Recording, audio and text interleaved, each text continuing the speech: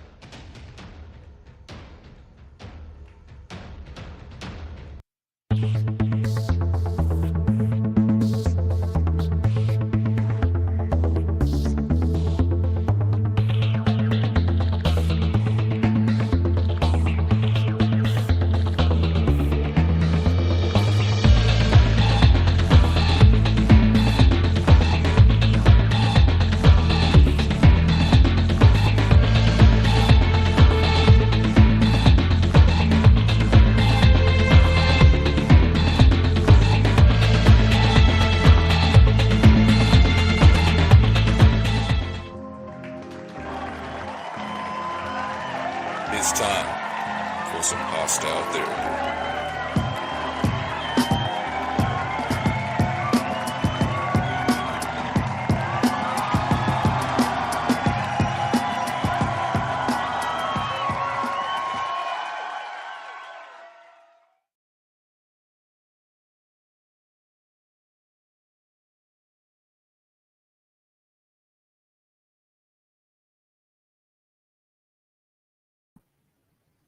Can't hear you, Red. You muted. Am I? Yeah, I've been muted this whole time. Thought I was being canceled. But yeah, welcome to Hostile Therapy back on Thursday with Big Red. And in the studio with me this week is him. He was here last week. Yo. He's sitting in the red. LT's in the background. I hear it. It's an echo on my end, it sounds like. LT got LT in the background. I'll be on in just a second. You already know I got a bunch of shit to say, but let everybody else go ahead. I'm getting pretty. You know how I do. I'll say for Free Palestine. You already know Free Palestine. I'll be back for more. All right. And got Preezy coming back from Listen Up, Listening podcast. Hey. Hey, what's going on? How you feeling? Okay. Trying to figure out why I got an echo. I think that is on my end. Is it? I think it is. Let's see if I try to fix it right quick. Y'all talk amongst yourself right quick. How you been doing with this? I'm good. How you guys doing? Hey, like a wise man told me, I can't call it with a cell phone. I hear echo. Yeah, it's my end, I think. We got to see if I can fix that right quick. What's been popping with you, though, Preezy? Anything new with the podcast? Any new stories coming up you got ready to tell? What you say? I said, what's been popping with your podcast? What you got coming up with your new stories? Well, actually, I got a couple of lives that I did, so I'm gonna put that out. But last week I had a guest, I should say. He his story was really deep. He's been in and out of prison, and he was almost sentenced to 40 years. Goddamn. But he fought it for 7 years because it was racial profiling, and but it seemed like every time he got up, he would get back in trouble. So his story was really, really good. Really good. And now he's trying to talk to a lot of the young youths today to let them know, hey, listen, prison is not the way, because it's either prison or 6 feet under. So his story was really, really, it was awesome. So far the podcast is good, the guests and talking about different things in life and stuff like that. So yes, so far so good. Thank you for asking. All right, that's what's up. May I ask what's your YouTube page? Well, I have a YouTube page, but I just post small little clips. But my website is www.listenuplistening5687.com. So that's where you'll see all of my guests. At the area code. I'm in season 2 now, so it's pretty good. It's going well. But yeah, I'm listening. It's called Listen Up, Listening. You said listen up, listen what? Listen Up, Listening. Okay. Yeah. Is that .com? Yeah, www.listenuplistening5687.com. What is the 5687? What is that? My dad died at 56 and my mother died at 87. Oh wow. Condolences, man. My condolences. Oh, thank you. So those are numbers, special numbers for me. I'm gonna definitely check it out. Oh, thank you. I appreciate that. No problem. Okay. All right. Something's off here. Wait a minute, I changed my whole audio. Yeah, it sounds like your audio is down. computer microphone. Yeah, it was down. I just had the volume turned down. I'm still trying to figure out where the hell the echo is coming from. That shit kind of fire though. I don't want that. It's like I'm like in the Colorado, desert or something by myself. Or I don't Sound know. like you have a son named Luke that you haven't seen up until this moment on this spaceship where you're fighting. See, I didn't hear it with you, so that's why I think it's my mic.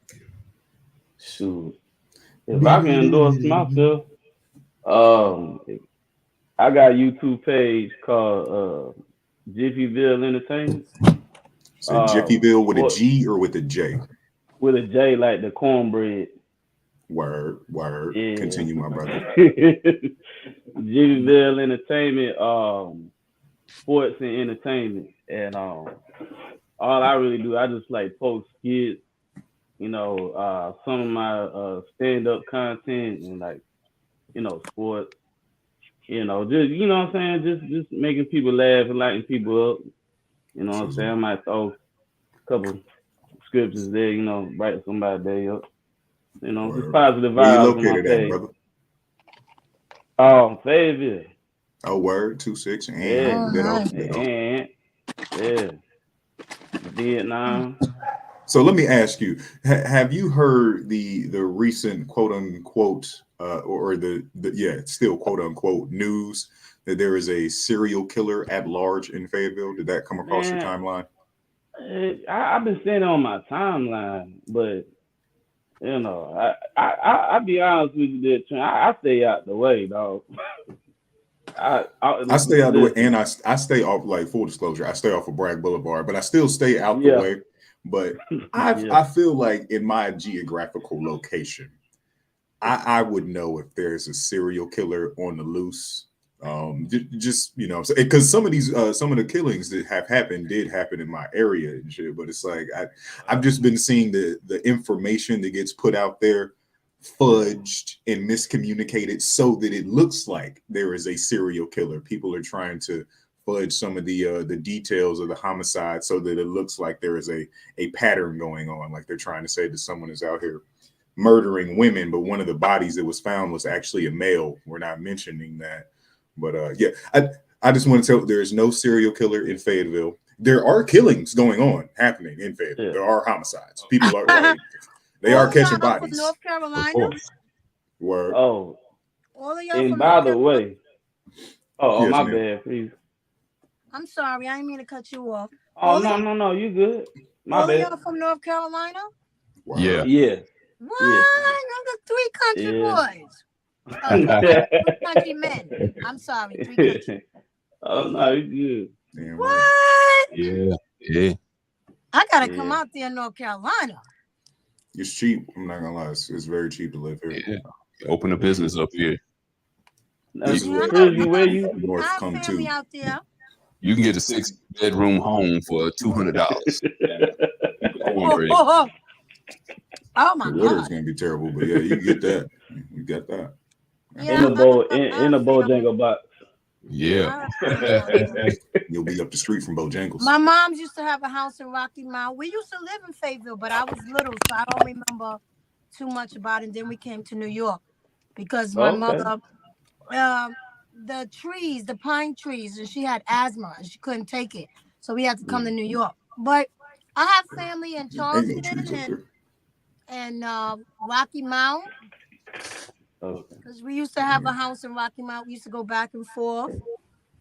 So I stayed in New Jersey for 2 years, and I hate living up north because I'm just used to warm weather. And y'all treat cold weather like it's the natural norm. Like that's the way people are naturally supposed to conduct their lives. That's too far for me, North Carolina. Shit, honestly, if you're going down south, it's the best. In my opinion, I don't know. I might be a little biased, but it's the best place to live because you get to see the seasons change. It's not going to be too hot for you. You know what I'm saying? It's not going to be a Texas hot. It's not going to be a Florida humid, fucking moist ass heat. And it's not going to be, well, obviously it's not going to be cold. You know what I'm saying? It's not going to be an up north cold. So in seasons like this, where it's fall, where it's autumn, you're actually going to see the leaves change colors. You know what I'm saying? Because up north, you don't really see trees unless you live in a well-to-do area like a Jersey somewhere in the Garden State. You know what I'm saying? Or an upstate New York type deal or some shit, or Connecticut. Ugh, who the fuck wants to be in Connecticut? But yeah, North Carolina is moderate in price. The temperature is moderate. It's going to change a lot. You're going to see a lot of different temperatures. Like you're going to get hurricane season. You're going to get, sometimes you might get a fucking tornado. You never know. You never know in North Carolina. What you won't get though is more than 11 inches of snow, and that's so all of y'all from Fayetteville. Seems like it. Oh, wow, that's so cool. So, Freezy, you out there in New York now? I'm out here in New York, baby. Okay. I went to a McDonald's. I was in Broadway, or not Broadway, fucking Manhattan in Times Square one time in my life. And just the amount of no fucks given for weather. Like it started snowing out of nowhere. I remember this shit. It started snowing and I was panicking. I was like, oh shit, it's snowing. We all gonna have to get inside and go somewhere where out of the snow. There's people walking through. They about to go into Forever 21. They going into Dave and Buster's. They still got on the shorts and little fucking workout gear they was wearing. It's like, well, it's not sticking to the ground. So why the fuck should I not go into Madame Tussauds wax right now? So I'm still getting my Big Mac. And I was just like, wow, y'all don't stop shit. Like 3 feet of snow, y'all still out there working and moving. And I'm not with that. Nah, not New Yorkers. Nah, we get 2 inches of snow in North Carolina. Yeah, and they closed, shut everything McDonald's down. closed, Walmart is closed. And everything is shut down. As it should be. You should be in the house because the winter time is when the world is dying. You should be in the house. That's when fall down. School's out. Even the animals hibernate during the winter time. Everyone should have their ass somewhere warm instead of taking their ass to work. I mean, I visit North Carolina, but I can't see myself living there. Even birds fly south for the winter because you're not supposed to be in these cold ass places. There, especially melanated people who do better in the sun. Ugh, not Pittsburgh. I've never been to Pittsburgh. I haven't been to Pennsylvania. I don't want to go no cold ass places. I just don't like. I don't like being cold. I don't like cold ass weather. But it gets cold. It gets cold in North Carolina. It get our type of cold, like when it's 33 degrees, literally 1 degree above freezing, we gonna tell you it's freezing outside. Yeah. Because we tropical ass people. Well, it's slow down there. Yeah, not more than a foot. No, I said it's slow.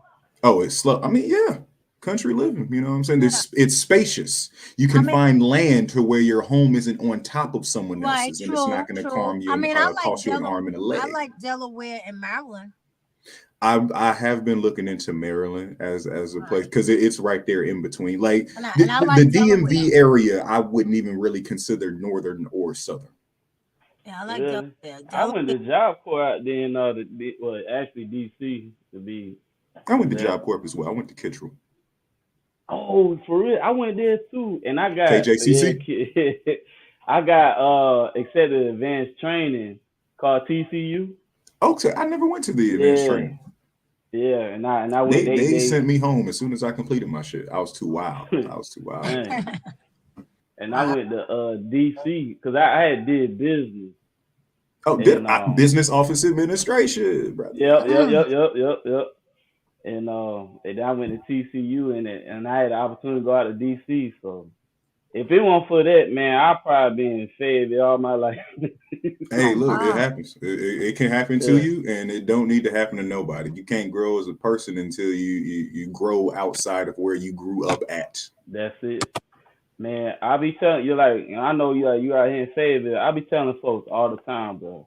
There's more to life, man. More than just going to the same club every weekend. Especially when these clubs keep getting shot up. It's homecoming weekend, so y'all be safe.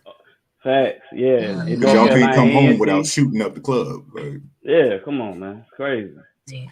Like, get you a passport and go on a cruise or something. I was just at the post office today trying to drop off my passport application. Okay. My appointment is tomorrow, though. My appointment is tomorrow. Bro, I'm saying, hey, any of y'all ever been on a cruise before? No, I haven't. I haven't been on a cruise yet. No. Man, let me tell you, like I said before, man, it's so much more to life, man. Like, just getting outside the United States, man, and just see what's out there, what God made, man.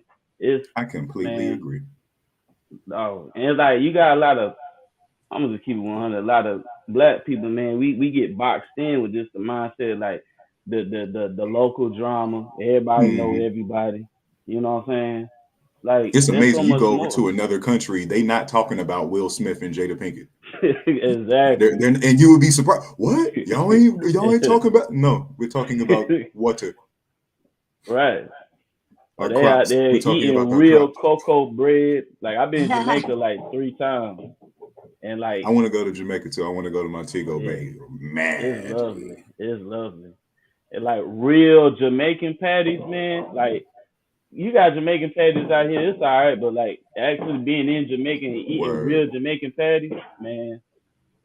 Like, you gotta have those experiences. Like, you don't know Mexican food just because you eat at Mecasitas or some shit. Exactly. You know what I'm saying? You don't know Jamaican food just because you eat at the Jamaican kitchen or whatever local Jamaican spot is local to you. You know what I'm saying? It's really good to build your world view by going out and seeing the world. You know what I'm saying? We spend money on everything else. We spend hundreds of dollars in the club every night. We spend, and over the course of a weekend, if you're going on Friday and Saturday, that's several $100s you spent right there. Some of these places that's, out of the country, once you get there, once you pay the $100, maybe couple of $1,000 for the plane ticket, your American dollar is literally like 100 of their currency, whatever. So you take $10 in Kenya, you can have you a full-blown night. Now imagine if you only had $100 in like Cameroon or Peru or motherfucking goddamn, what's the cheapest country? I want to say the cheapest country on the planet is the Philippines.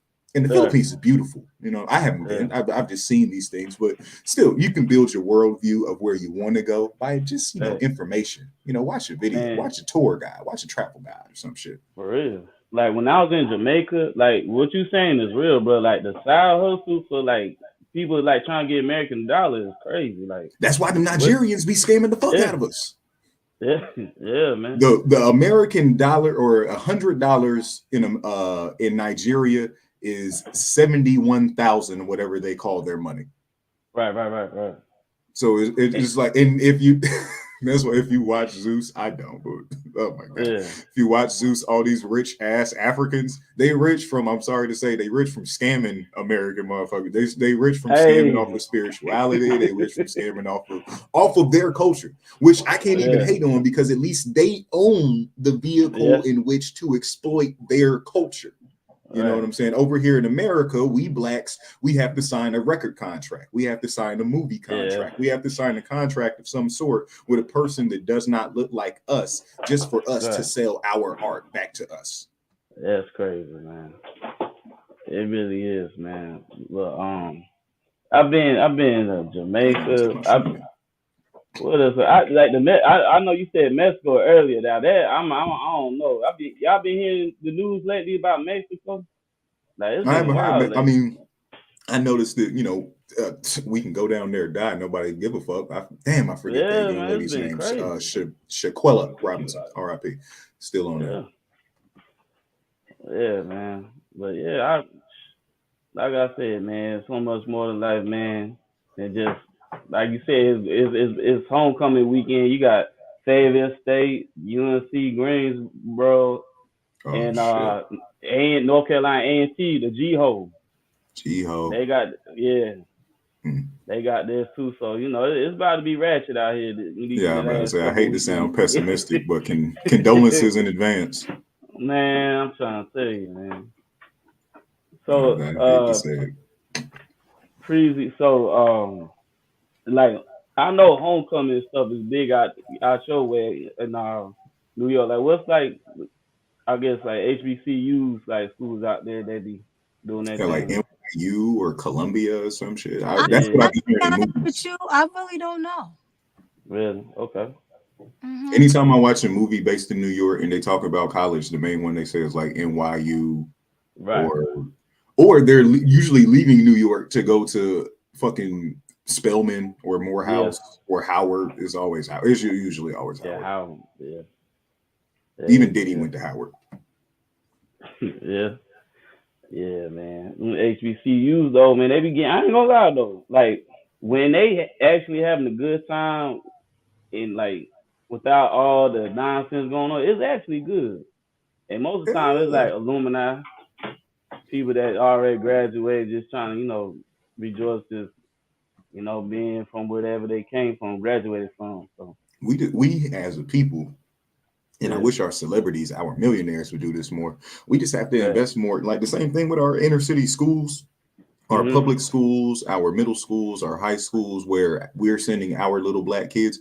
We have to be there in the PTA meetings. We have to be the one opening our wallets and pocketbooks and putting money into them, because these teachers are underpaid.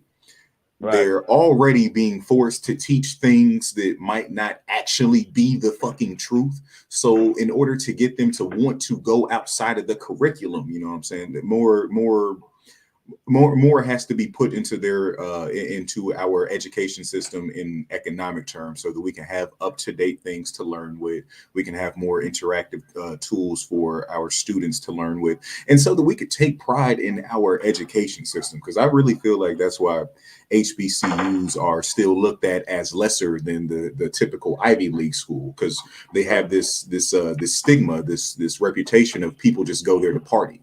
You know what I'm saying? They don't produce the best scholars. They just produce the best partiers. They just produce maybe the best entertainers, but they're not introducing to still be a mover and shaker in terms of intellect in the society. You still have to come from a Harvard Law or a Princeton or a Yale or Stanford or insert this PWI here. And it really starts with us. You know what I'm saying? Like we have a lot of rappers that went back and got their degree. Lil Wayne went back to school. 2 Chainz went back to school. J. Cole, he just stayed in school and advocated for it. But it really starts with the things that our main black representation puts their interest, their time, and their money into, and we would follow. Like we didn't start wearing high fashion clothes. We didn't start wearing Louis Vuitton and Gucci until the rapper told us to. So if a rapper told us to, hey, go help out at your daughter's PTA, you know what I'm saying, we might be doing that more. That's real, man. Yeah, I'll be thinking about, you talking about HBCUs, man. I think about the Deion Sanders situation, man. We talked about that, yo. Yeah. Oh, y'all did. Mm-hmm. I mean, we're waiting on Ray to get back, so we can talk about it again. Okay. There you go. Oh, there. Yeah, man. Deion. You're wrong, Deion.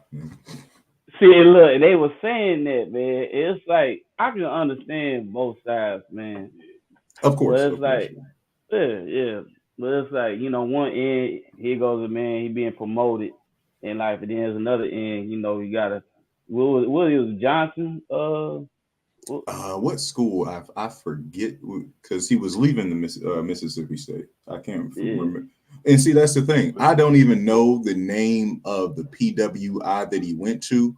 But all that matters in terms of headlines is he's getting paid more. Yeah. And that's kind of really where it stops. Like, again, this school is not a school to be mentioned in terms of college football. I can assume. I don't know. I don't really fucking college football. I'm not really a football fan. But that's why they wanted to hire Deion Sanders, because they wanted him and his coaching to elevate their football program. He could have, I understand him taking that, because you're obviously trying to ensure your legacy. You're trying to build better things, that you have children, so that maybe one day they can come through this school. They can have some of the opportunities that, you're creating for yourselves. And that starts by breaking down the doors and breaking down the barriers that our race kind of holds us back on when we have things like an HBCU and a PWI. But I still think our power and our influence should be used primarily to promote and elevate us. Right. because Deion Sanders is a global figure thanks to him being in a non-segregated league like the NFL and winning, Super Bowl championships and being a global figure that everyone can recognize. Now you're giving that to, I hate to use these words, you're giving that to the oppressor. You're giving that to, you're giving that to the enemy at the detriment of taking it away from a institution that probably wouldn't be able to afford another NFL all-star such as yourself. Not to that degree, probably not to the degree of a Deion Sanders. He's a Super Bowl champion. That boy got to dance.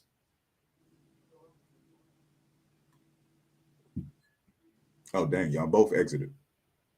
Breezy, how you feel about college football?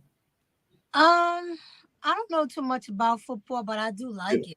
I do watch it. Here's where you and I can relate. I like to learn. For no reason, I can't explain this to you. I don't know why. I'm a Giants fan. I like the Giants too.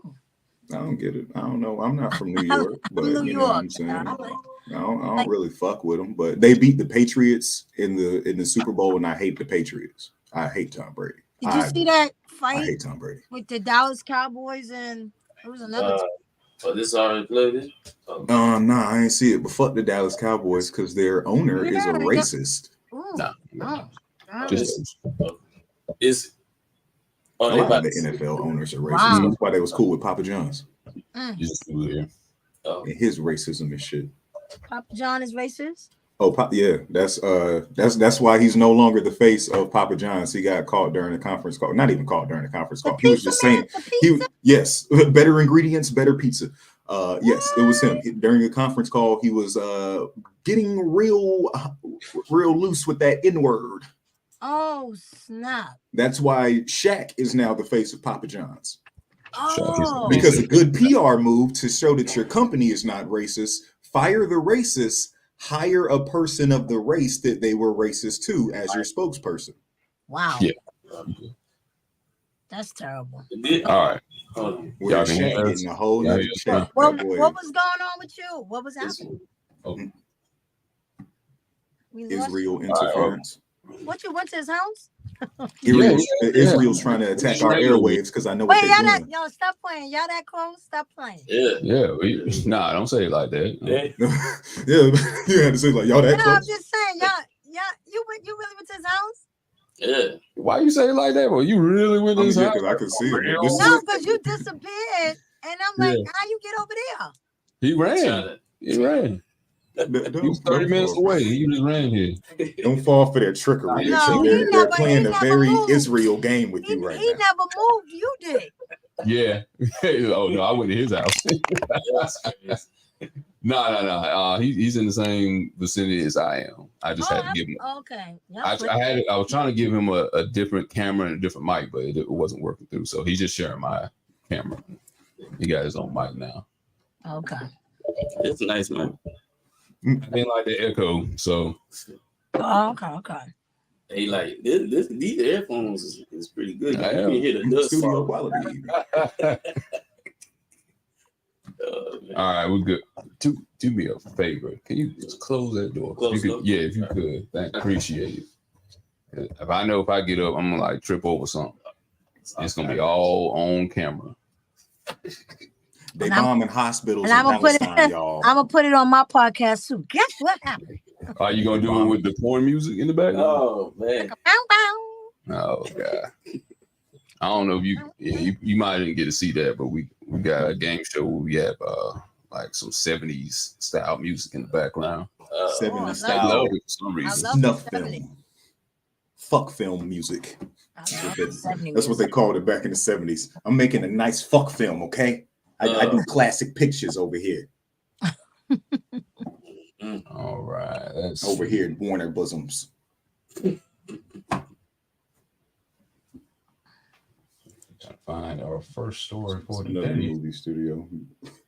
Metron Goldwyn and Meyer. I can't think of the sex. Now damn, what? That PC. All right, so let's get into the first story of the day. Let's get into the first one. Yeah, so Double line is lit. whether this is a skit or not, it's still based off of stuff off of real reality. So I don't know if y'all saw the story of the lady who did not like the fact that her date, was taking her to the Cheesecake Factory. Now I don't know if any of y'all been to Cheesecake Factory. Cheesecake Factory is delicious, but it is not. I don't like cheesecake. You are a sad individual, man, for not liking cheesecake, man. It's like you was about to call me a Satanist. I could put that in there as a description of LT, but yeah, I love cheesecake. But to be fair to you, LT, I don't like any cake but cheesecake. I don't like birthday cake. I'm the same way with chocolate. I don't eat anything besides chocolate. I love cheesecake. I love cheesecake, but I don't like no other cake but it. Okay. I don't like sweets really, but you say you don't like chocolate. No, I said the only sweet I'd really like is chocolate. Like I will literally pass by the red velvet. I'll pass by the pecan pie, the pumpkin. I'll pass by everything if it's not chocolate. You and me on the velvet. You ain't mess with that either. Yeah, no. I don't get the hype. Place, man. We in the same place. I don't like really nothing, no sweets but chocolate. I ain't prejudiced. I'm racist. I ain't prejudiced. Devil's food, angel's food. I'm sacrilegious. And Thanksgiving around the corner too. Shoot. That so many people gonna be able to eat. So I'd be good at a homeless shelter. I wouldn't eat their food at all, but I remember I did volunteer at a homeless shelter one time. They had Krispy Kreme there, and I was miserable. You don't like Krispy Kreme? No, I love Krispy Kreme. That's why I was miserable, because they had to eat the food. I couldn't eat their food, and I really thought about sneaking a Krispy Kreme donut, and knowing these people probably hadn't ate for days. Hey, I got a quick question, just like fast, quick. Go ahead. There's only one Krispy Kreme donuts in Fayetteville. Yeah. Yup. Bragg Boulevard. Smart enough, entrepreneur. Go ahead, open it up. We got a couple Dunkin' Donuts though. I mean, Dunkin' Donuts.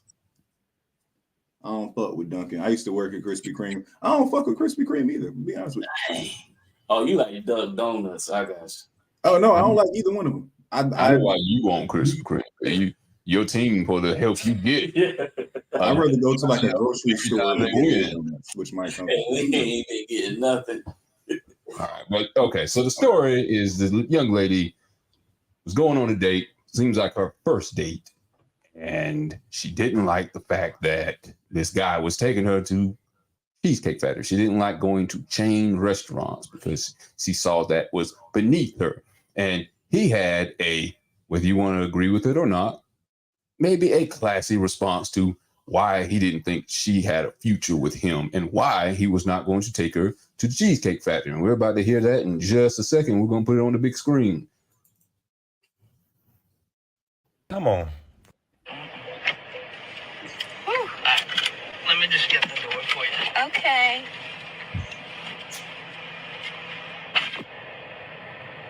He got me at the Cheesecake Factory, y'all. I ain't getting out this car. What's wrong with Cheesecake Factory? Yes. Would you want me to open the door for you? Look. You're recording me? Yeah. Yeah. This is the Cheesecake Factory. This is the Cheesecake Factory, y'all. What's the problem with that? This is a chain restaurant. Who takes someone that looks like this to a chain restaurant? You want to talk about it? I'm fine with talking about it, even in front of them. Oh, yeah, I want to talk about it. Yeah. Come on, get up on in the car. Yeah, we're going to talk about it.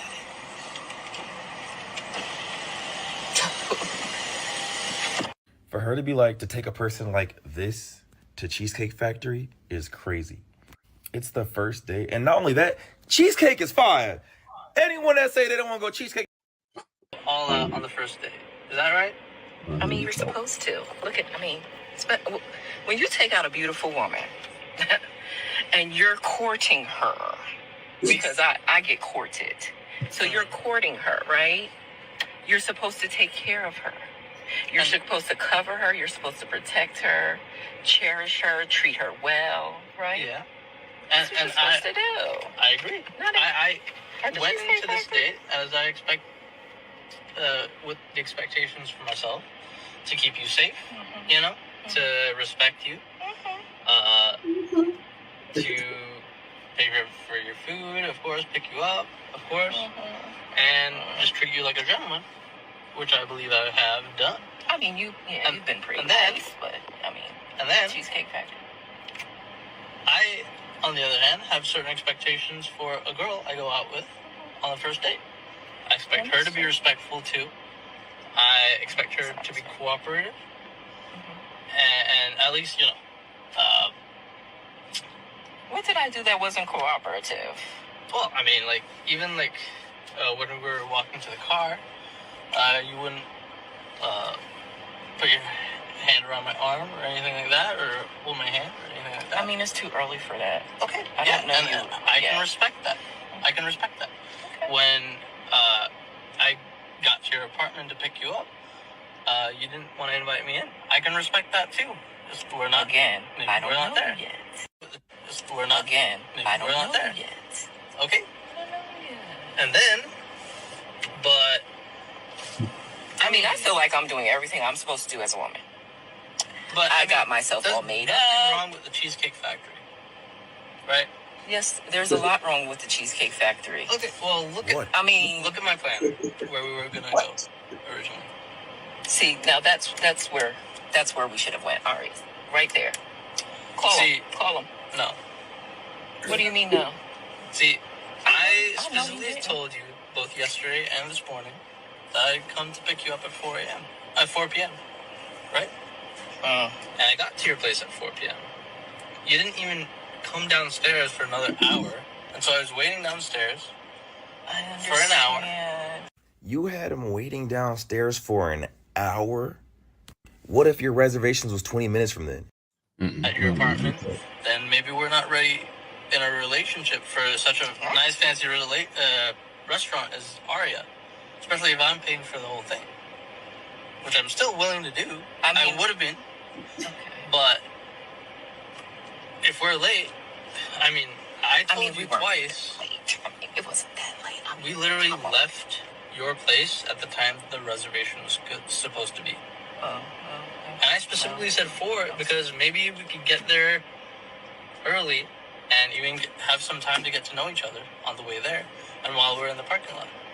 I mean, I'm waiting for a reservation. We can still get to know each other. Isn't there another restaurant you can call that, like, you know, the equivalent to that? I mean, as you can see, she has more interest in the place that they're eating and how fancy it is than interest of actually, like... Understand. Look at me. I cannot go in the Cheesecake Factory. There's nothing... I will die. That's embarrassing. Listen, as I said, I have very specific certain expectations for dinner. I can tell it's not gonna be there. And maybe we're not right for each other. So, respectfully, I'm gonna just drop you off at home. Oh, no, he didn't. Yeah. So, you just want to call it a night? I mean, isn't there some kind of compromise or something? Ladies, can you believe this? I can't take I'm sorry, y'all.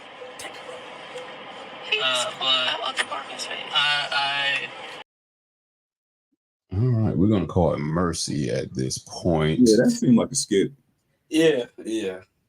Could have been a skit, but this is based on real life as well too. Well, but even if it's based on a skit, do you think he was right in how he handled the situation? We'll give everybody some time to speak on it. Let me get the camera right for the clock. I got to readjust the camera just a little bit so everybody can see the clock when it pops up here. Let's see. All right, there, that's all. Look.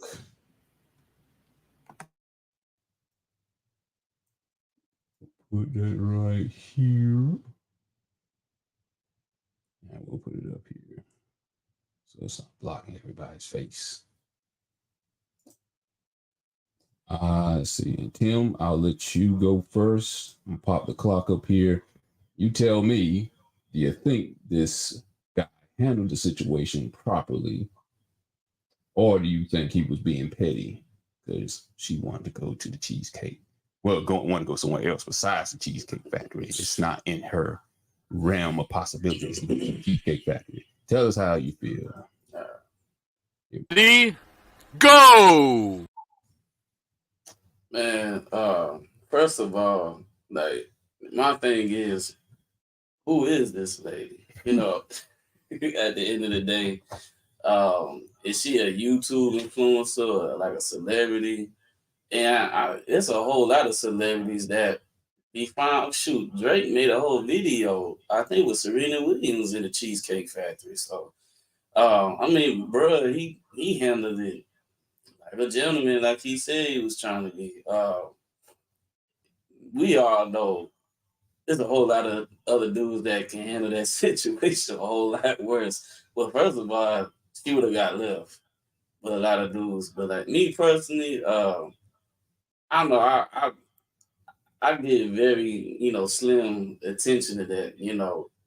I try to live my life humbly, and I feel like, I'm dating somebody that ain't humble. I already know off gate. Nah, this ain't it, chief. So yeah, and it's like she talking about courting and stuff. So I'm assuming, she live her life like, for God and go to church and stuff. But she got her chest out. You feel me? Like, which one is it? Like, is you courting and you being wholesome, or like you confusing us?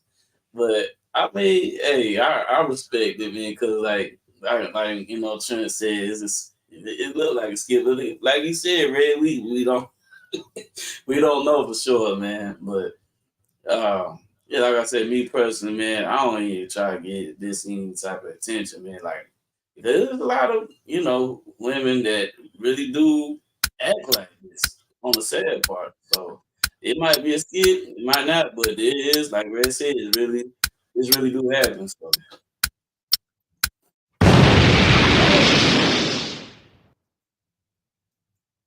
All right, Preezy, I'm gonna let you go next on this one. Was this situation handled properly by the guy she was going on the first date with? Oh, why didn't I make a noise? Let's try that again. It froze. Are you ready? Go! Okay, so it does seem like it was a skit. A lot of people do that. The number one thing is, let's say hypothetically, if it wasn't a skit,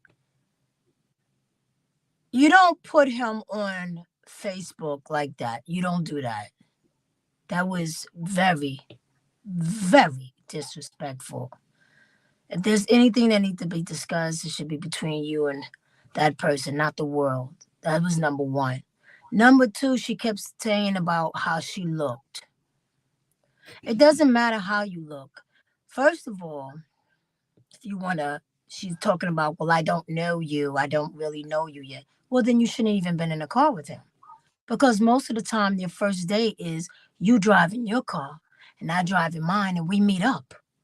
So if you really want to be technical, your first date, the way I was taught, I'm not going in the car with you.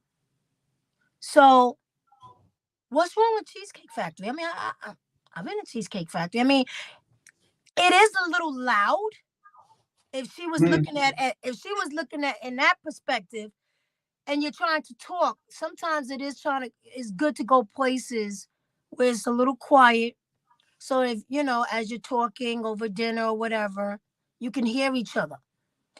Cheesecake Factory is a little loud. There's a lot of noise and it's crowded. So, but as far as the food, I don't see what's wrong with Cheesecake Factory. I've been there plenty of times. The food is good. So maybe he could have chose a place where it wasn't so loud. But to say, look at me as to who I am, why am I going to the Cheesecake Factory? No. She was totally wrong. And yeah, he should have took her home. Take her home. You're going to take her home, all right. Uh-oh. A part two to this? Yeah, skip the dinner. Take her home. Get his face in some cake.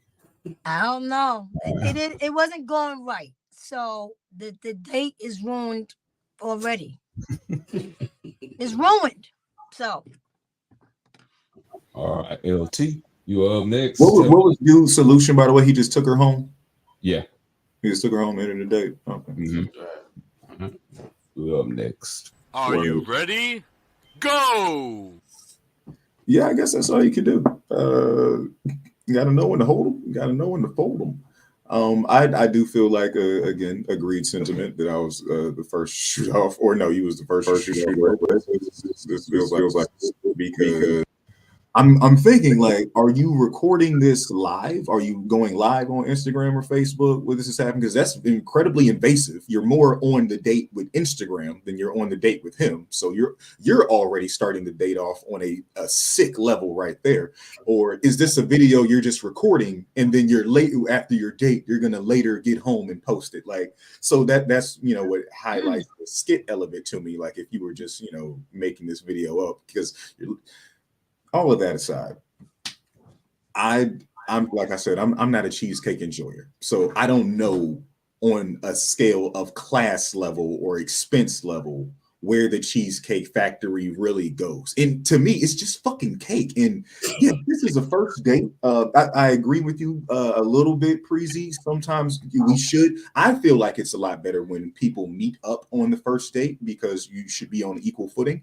But some people are taught to see if the person that's trying to get their time and attention has the ability to come get them, to get their time and attention. And that's what it seemed like this young lady was trying to illustrate. She was more so obsessed with how expensive this date was, how much money he was willing to spend to possibly get her before he even knew if she was something that he even wanted. And I'm so glad I do not have to deal with that in the dating world. It seems like people just use their phones.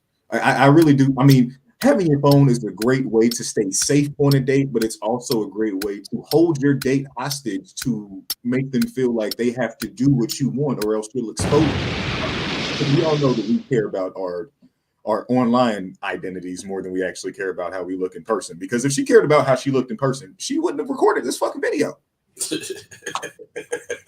Facts. Yeah, she was wrong for that. Yeah. All right.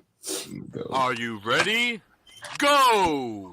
No, I don't have a problem with what he did at the end of the day, nor do I have a problem with what she did. Because we all, like I said, we all got standards. We all got what we want to have the significant other, how they're going to take care of us or how they're going to treat us on the date. So she was testing the waters and see if he was going to take her to somewhere else besides Cheesecake Factory. I don't know what restaurant that is. I guess it's not a PF Chang's either, because that's a chain restaurant as well. But just to let you know, LT, Cheesecake Factory ain't cheap. Cheesecake Factory ain't McDonald's. It ain't Wiener Works. It ain't Hardee's, Carl Jr.'s. Cheesecake Factory can easily, for two people, go up above the hundreds when you go. So it ain't no cheap date. Right. And cheesecake, most people get cheesecake for dessert. And the dessert usually is the cheaper part. It's not the 2 for $20 that you get from Applebee's or whatever like that. Well, what, 2 for $20, right? It's not the entree, but the cheesecake is the most expensive thing on the menu, and it's one slice of cheesecake if you so desire, and that's it. You can also get dinner with that, but that's the most expensive part. So again, she has standards. If she wants something higher than that, and her market value values that, then the guy who's going to court her is going to have to take her to somewhere more expensive. Same thing with him. If he wants a woman that loves Cheesecake Factory or McDonald's or whatever like that, then that's who he should court. That's who he should look for, because he's going to be miserable later on down the road. Kind of like that story we did the other week with the guy that was getting married and she wanted an extravagant wedding, and it doesn't seem like it was going to work out in the end because he's like, I ain't got the ends for you. She's like, well, I ain't got the ends for you either. And she's like, this ain't going to work out unless I get that extravagant wedding. So she tested that. That is her standards. And if that's the standard she wants everybody to meet, then so be it. But she might be missing out on a good dude based out on those standards. So But Cheesecake Factory is not just based on cheesecake. It's other dishes. The menu is huge. I'm sorry, did she say where she wanted to go? Did she give a suggestion of what she wanted? It's not based on cheesecake. She wanted to go somewhere it wasn't a chain restaurant. Did she name somewhere? Because a chain restaurant could be a chain restaurant could be a mom and pop shop. For us regional boys, a non-chain restaurant. She was looking for something more romantic. That's what she wanted. Something more romantic where they probably can talk and hear each other talk. You can't hear yourself talking at the Cheesecake Factory. That is true. You can't. No, I don't think that's what she meant, because she more romantic, something more romantic. That's what she wanted. Trust me. They should have had a picnic. She did not want it like it was because of her beauty that she should be going somewhere of higher elegance than the Cheesecake Factory. She wanted elegance, and I mean, some people don't expect you to take them certain places, on a first date, because the first impression means a lot. So maybe he don't know. A lot of people don't know what to do. They don't know what to do. So you can't get what he should have said was, is there any special place or anything in mind that you would like to do, or tell me what's your favorite food or something like that. That should have been discussed, and then he could have did his homework. Yeah, that's how I know it was a skit. What's your favorite food? What do you like to eat? The first thing should have been said that, well, where do you want to go? But women like for you to take the lead a lot of times. Yeah, they don't want you to ask. Like, I want you to lead, and they showed up at the Cheesecake Factory, and she refused to get out the car. Maybe he didn't ask her. But that's taking the. I can't ask you and take the lead at the same time. Like, ask me the dishes I like. It might have been. That's why communication is important. Yeah. That's what I'm saying. If you don't have it, you'll do anything. Right. Sometimes you got to be a little unique too. You got to be a little unique. So yeah. She wants the Cheesecake Factory. She was good. She wants cheesecake. Didn't give a name of a $100 cheesecake. She want non-chain cheesecake. Like, she was just trying to say Factory has so much on the menu. I don't know why. Yeah. It's a lot of things on the menu that is very delicious, and their drinks are good. So it's not about cheesecake. It is for me. That's the only reason I'm going there. It had nothing to do with cheesecake for her. It has nothing to do with the cheesecake. This was something like, I don't know why. This was a personal attack against the Cheesecake Factory, because unnatural way of speaking, he's more concerned with what's wrong with the Cheesecake Factory. Like, because of the way she was dressed. She had on a tube top, and I couldn't see the bottom half of her outfit. It was a dress. You could see that it was a dress. Green, I think it was, but her bra was working very well, and she had on a dress that exposed her cleavage. Well, she wasn't expecting the cheesecake. That's cap though. He wasn't worried about how she would dress. He wasn't worried about how she would dress until she said, "I don't want to go to Cheesecake Factory." And it's not like she was dressed for somewhere that was of higher elegance than the Cheesecake Factory. I didn't see a tiara. I done been to the Cheesecake Factory 1,000 times. Don't bring me to no Cheesecake Factory. Okay, I done been there 1,000 times. So please, you can go to Cheesecake Factory and don't bring me there. Don't bring me there. That's why things need to be talked about. Because if I went there 1,000 times, I don't want to go to the Cheesecake. Well, let's do something different. I done been there. You've been there. Let's try something different. But she didn't say any of this. She didn't say she'd been to the Cheesecake Factory before. She tried to make it seem like it was a place that didn't match her value. Like, it didn't match a first date. But this is a first date. I don't know what your value is. Well, it is. First of all, on first dates, you want to go somewhere where it's not too loud, so you can talk to each other, because you'll be screaming at each other. It's so loud in there. So that was his mistake going there. If you try to communicate, we on the first day, we talking and stuff. I don't want nobody bringing me to a place where it's loud, because then I can't hear you and you can't hear me. So you do need to find a place that's a little bit more the best quiet, place to be where they have a nice quiet meal in the house to either cook for each other. Not the first day. Nobody's going to it. Well, Tim said a picnic. So that's the thing. You got into his car on the first date. If he wanted to, he could have just driven off. Well, I said that was the first mistake, because most of the time you do meet up if you're security conscious, you would Apparently meet his up with car her. was nice enough for her to get in and be seen in, but the Cheesecake Factory was not nice enough for her to Well, be she was dining at. bougie. Obviously, she was a bougie person, and they're gonna clash because Fool around with me, gonna end up at the Waffle House. But it's like I don't get the logic in it. You Waffle want to House. go somewhere that is expensive If you in say the the walk, bill. I know you from Carolina. Now, Waffle House. Yeah. I'll be like, baby, where we going? Waffle House. What? Floor slippery. Listen, I'm gonna go because I like the waffle. We gonna eat, but I'm at the table before the waffles come in. I'm gonna be like, Tim, I like you and everything, but can the second date be something different, please? Can it be a little something different? And I would respect that better than what old lady did. Because I'm gonna eat. Listen. All right, we can go to a little booth, but you think the second date could be a little more? But see, that's the thing. She didn't express none of these sentiments, though. She really just made it about. Like, and that's the thing. You have to open your mouth and say, where do you want to go? You can't then say, well, no, just pick a place. I picked a place, Cheesecake Factory. I don't know you. You don't know me. It may be loud. We don't know what day this was. This could have been early in the afternoon.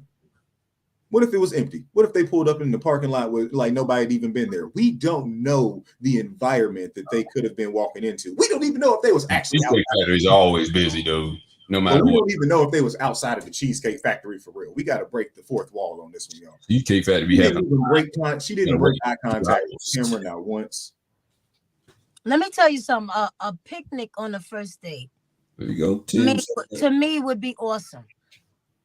Because you have to look at. I'm not getting on the ground. I'm not getting bit by bugs and ants and gnats. You could go out. You could be at a table somewhere, but it's how you what you put into it. It's maybe, like I said, maybe he thought she would be like, you ain't spent no money on this. I need you to spend $300 at least on this picnic. Because unless she just adamantly does not like cheesecake or is not in the mood for cheesecake, it's literally just because she feels like the Cheesecake Factory as a place is not good enough for her.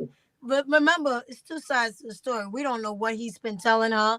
He could have been telling her he has this, he has that, So now she's expecting. Here, but see, that's again that leads. Then we're not here for a romantic, intimate evening. If I only got you here because I told you how much money or how much I am worth monetarily. People look at that. People look at that. But that's ingenuine, Right. And also, if I take you to an expensive place and you're trying to get money from me.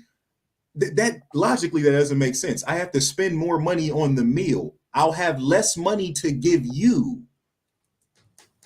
Like when she counting on you got loan money, that's why you're trying to see that by getting me to spend as much of it as I can, but it's like that. It's all about what it boils down is communication.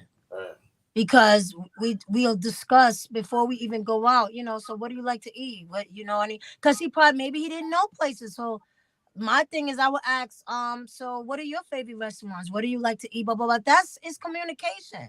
Right. Well, I could check out some restaurants online. All right, check them out. Let me know what you find. She communicated like a child. When he got out the car, she stayed in she did childlike things. When he got out the car, like as adults do, okay, I pulled up to the place. You see, we're at the Cheesecake Factory. Her instinct was, I'm going to pull out my phone. Yeah. I'm going to stay in the car. And I'm going to talk to Instagram, Facebook, or TikTok, or whoever the fuck, and tell them, guess what, y'all? Yeah, I'm on the date with so-and-so. And like that's me personally, I would like to go to a restaurant that both of us didn't go to. Right. That's what I like. For the first date, let's go somewhere that you didn't go to. We can experience it together. Yeah. But you don't know if she had never been to the Cheesecake Factory. I don't agree with her recording the whole thing, but I understand it's standards, because if he had taken her to, I don't know if y'all probably don't have those Preezy. You ever heard of Sheetz gas station?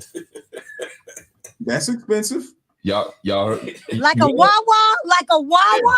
It is like Wawa. It is Boy, exactly you like bring me to a Wawa. Yeah, there's a little restaurant on the inside, and It he is had Wawa. taken her to that. Same color scheme and everything. If he had taken her to that and she hadn't gotten out the car, Tim, we would don't have take been me to like, Wawa. okay, Tim, that's don't you dare. exactly. We were like, oh, she got standards, and we were like, well, she's not wrong for that.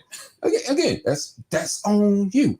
If you think Cheesecake Factory is out of bounds for you, and you said your market value can get you a better man or a six-figure man or whatever, can actually take you to something better than Cheesecake Factory, then go right ahead. But you might be missing out on somebody with a good personality versus someone with a shitty personality with more money. That's on you. Because someone with that kind of bank account wouldn't put up with her bullshit because she's trying to make this nice man do it. We talk about the nice guy, the good guy. She's trying to make this nice guy who will literally sit here and go back and forth with her about, well, why not the Cheesecake Factory? Well, is you don't like cheesecake? Like instead of because anyone else, a high value man that says I'm worth a lot of money, so therefore my time is worth a lot to me. I'm choosing to spend my time here with you at this place, and you're telling me that that's not good enough for you. I'm about to show you how replaceable you are in my life right now. Because if my time, where I'm choosing to spend my time that I feel like is of value to you is not, because again, standards are a two-way street as well. I was about to say the same thing. It's a two-way street as well. If I don't know the quality of time that I'm going to be getting with this person, not to say I'm going to take you to fucking Bojangles or I'm going to take you to fucking Popeyes. I will though. But I mean, I'm not going to do that because I wouldn't enjoy that. I'm going to go somewhere that I would enjoy being because we're trying to get to know each other, and I need to be in an environment that I feel comfortable. And I'm going to try to meet you halfway and pick an environment that you feel comfortable with as well. Now, you're right. There has to be a certain amount of communication that goes into that, and you sacrifice just leading and being able to surprise your significant other for a first date when you do that in-depth description. Because if they did that, yeah, he wouldn't have pulled up to the Cheesecake Factory because he would have known that she doesn't like cheesecake or she doesn't like the Cheesecake Factory or she's been there a lot. It's not like, again, when the video starts, she's not saying things like, I've been here a whole bunch of times, or I don't like cheesecake, I'm allergic to this or that. Like, she's not talking about anything specific other than the fact that I look good, I'm I'm a catch, and I deserve to go somewhere that fits the way that I look, and feel about myself. Which, cool. Name a place. That's what always kills me though. So where the ugly people gotta go? We always talk about where the beautiful people go. In and out, so they can. So you Wawa's, Wawa's, is that what their value is? Waffle House. Waffle House. Oh, damn. Tim can take me. I must be ugly. He can take me to the Waffle House. I know where my value is in because I go to Waffle House a lot. Listen. That there's no such thing as that. It's just, I mean, yeah, there's not really too many quiet restaurants. If you're going out, some people want you to wine and dine them. It's the first date. I mean, it's 2020. She felt that, she should have went to a better place. Hey, then you have. I'm only saying that maybe the cheesecake. See, I don't know. They didn't go into detail, but most of the time, if you talking to somebody before the first date, you're talking to them on the phone and stuff like that. So the communication should have already been established. So maybe he felt going to the Cheesecake Factory, we already been talking. So, hey, I know the food is good here, blah, blah, blah. But she probably was more looking like something more romantic, something that we don't have to talk so loud. We could, something classy. I'm not knocking the Cheesecake Factory because I think it's an excellent restaurant. But yeah, I think it's good. But maybe for the first date, she probably thought it would be a little bit more romantic. So I respect that. I have no problem with it. I don't think it's romantic. The moment you pull your phone out, it's no longer romantic. I mean, she shouldn't did that, but she only did that because she was embarrassed that he was his first choice. That's what you do when you're embarrassed. Factory. So you pull out your phone and expose it to the world. Well, she was wrong for that, and she's not the type of woman he should want. Because if you doing that, over a Because if someone restaurant, takes me what would you somewhere do and I'm like, for oh other my God, things? this place is terrible, I'm not gonna pull it out and show You my don't deal with somebody that does something like that. Yeah, exactly. What happens if there's another situation where she's in there? She gonna keep pulling. So the that phone? was the red flag right there. That was the Yeah. red flag for him right there. That's it. Don't deal with her. That was the red flag. She got camera. She got the camera phone, so she can go somewhere that's new she never been, so she can post it on Instagram, Facebook, and TikTok. She giving me social media influencer. Right. That was like she's gonna take a picture of her food and not take a picture of him. And He's then not they gonna be in the mentioned that picture at all. she left him outside make it for seem an like hour. she's out by herself eating and shit. And don't even take a picture of him. Yeah, a lot of them do that too. That's crazy. You know what? That's another point. I would have had a problem if they liked the date and she posted it and made a video of that. Right. I don't get that part too, like showing everybody what you eat. Just tell them what you eat. Why you got to make a video about it? Over there, you make sure you don't get in the picture. Because again, it's like using your phone as a weapon. You can't get what you want out of this person. So what you're gonna do is try to embarrass them in front of the world to get what you want. Right. You're trying to hire your value by using the eyes of social media. And aren't I a bad? Doesn't a woman like me like you're trying to? That's like literally holding a motherfucker hostage to say, take me somewhere better. But wait a minute. He did say he chose another restaurant before. Remember, he said he had something else in plan. He had something else planned. Did she deny that? Did she not want to go to that? Did she also like? I don't know, but that's when she said, "Well, go ahead and call them up." And he said no. So he had another spot. But did she keep him outside for an hour? Getting ready, Yeah. He probably changed his mind. He probably said, "You know what?" That factored into why he wanted to stay. Point, Freezy. He was so late for the restaurant that he originally chose. I don't think he was able to keep his reservation, so he had to choose the Cheesecake Factory because the place he was supposed to take her, he mentioned it. I was supposed to take you to another place. See?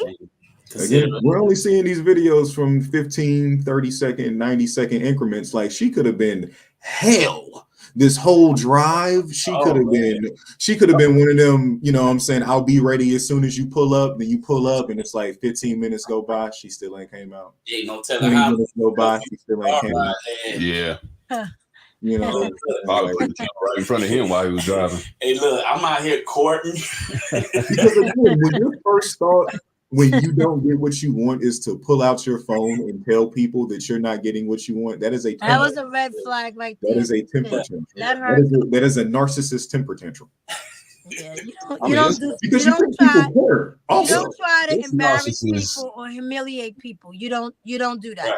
It's narcissism when you lead with your value is basically, because I look this way, that's why I should go this place. I understand why, and I understand that's the first thing men usually see, because that's the first thing, we go outside and we see women. That's what it's pretty though. I don't even like it, but cheesecake is pretty. So if you're pretty, why wouldn't I take you to somewhere? Because also going out for dessert is a soft suggestion that you should eat before this. Your pretty ass is going to Waffle House too. I'm just saying, at some point, I'm going to Waffle House late in the evening. I'm going to Waffle House and going out. See, I'm good for the, I'm good for getting it to go and finding a nice scenic place to sit. I'll sit underneath the stars. I'm really about to order a fucking telescope for this blood moon that's coming up. I will make some turkey burgers. And we will let the top down on my motherfucking Honda Accord V6 and watch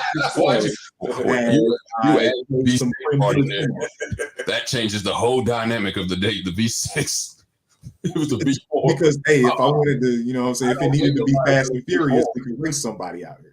I don't date nobody that cares about their gas mileage. I want a V6. I want a V8 engine.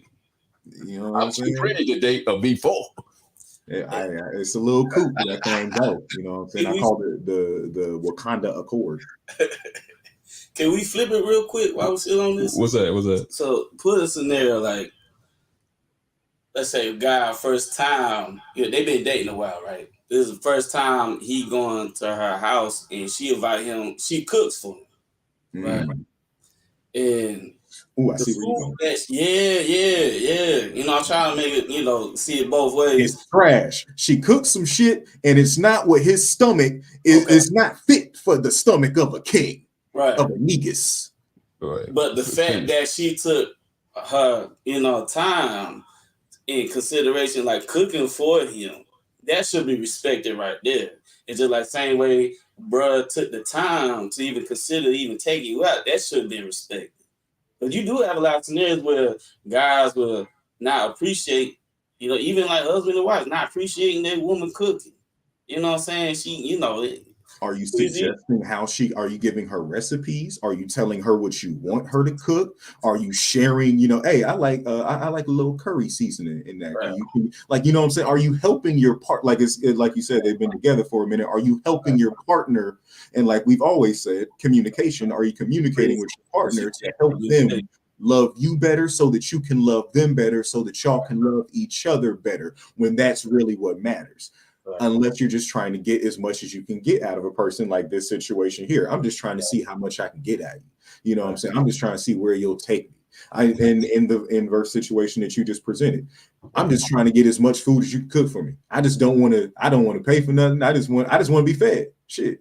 I don't even care if it's good or not. But yeah, if you like not boiling the chicken all the way, or if it's coming out like gray or some shit, I'm out to tell you. Like there's no, that's consumption. You know what I'm saying? I'm putting that into my body for real. And that's what we should also care about on these damn dates. Like you want to go somewhere that's just expensive or fancy, someplace that a whole bunch of people been seen at before. Like, are you caring about what's in the ingredients in the food that they're serving in these restaurants? You know what I'm saying? Like, are y'all trying to eat better together, or y'all just trying to eat pretty? You're just trying to be able to take a little picture of your meal. Be it's like, look where I'm at, y'all. Yeah, it was like exclusive as fuck. Get in here, but we in here, balling ass bitch, hashtag or whatever the fuck. You know what I'm saying? Like, are you trying to eat places? And that's why I said again, maybe the best thing to do is to get to know each other a lot better first, and then, you know, cook meals together, unless you have these alternative restaurants. Because again, I didn't hear her mention any place that she wanted to go. I didn't hear her, you know, give a suggestion of a food that she wanted to eat. I just kept hearing her mention that she should be somewhere better. You know what I'm saying? She should be, she's worth more. But it's like, all you're doing is telling me that. I don't know that if this is our first date. Like, no con man comes up to me and says, "Hey, I'm gonna take all your money and leave you high and dry." Like they don't do that. Right. Crazy situation, man. Breezy, how would it go perfectly on a first date? What would the guy ask you to make the date perfect? Or just say what your perfect first date is. Damn, that bad. Oh no. Wawa. With the Wawa. A perfect first date. Somewhere where it's real laid back, quiet, little jazz music, so I can hear you, you can hear me, we talking. That's your call. You know? And you know, it doesn't have to be. You gotta find a juke joint. There's a lot. No, we have a lot of New York. Oh, please, New York. Our restaurants are outstanding. Our restaurants are outstanding. You'll find a nice place where you could just, you know, got the little candle on the table, and you're just talking. You have little drinks and you have a little dinner, and it's not too loud because you want to talk, you know. So I don't want to be in the atmosphere where it's so loud. You know, and it doesn't necessarily have to be dinner. It could be going for a walk somewhere, going to a museum. To me, is a nice date. Somewhere like that. It doesn't always have. I'm different. I mean, I might be old school. We could go to do something interesting that we both like. That's fun. You know, it doesn't necessarily have to be out to dinner. Something that we both gonna enjoy and we both gonna laugh and talk about.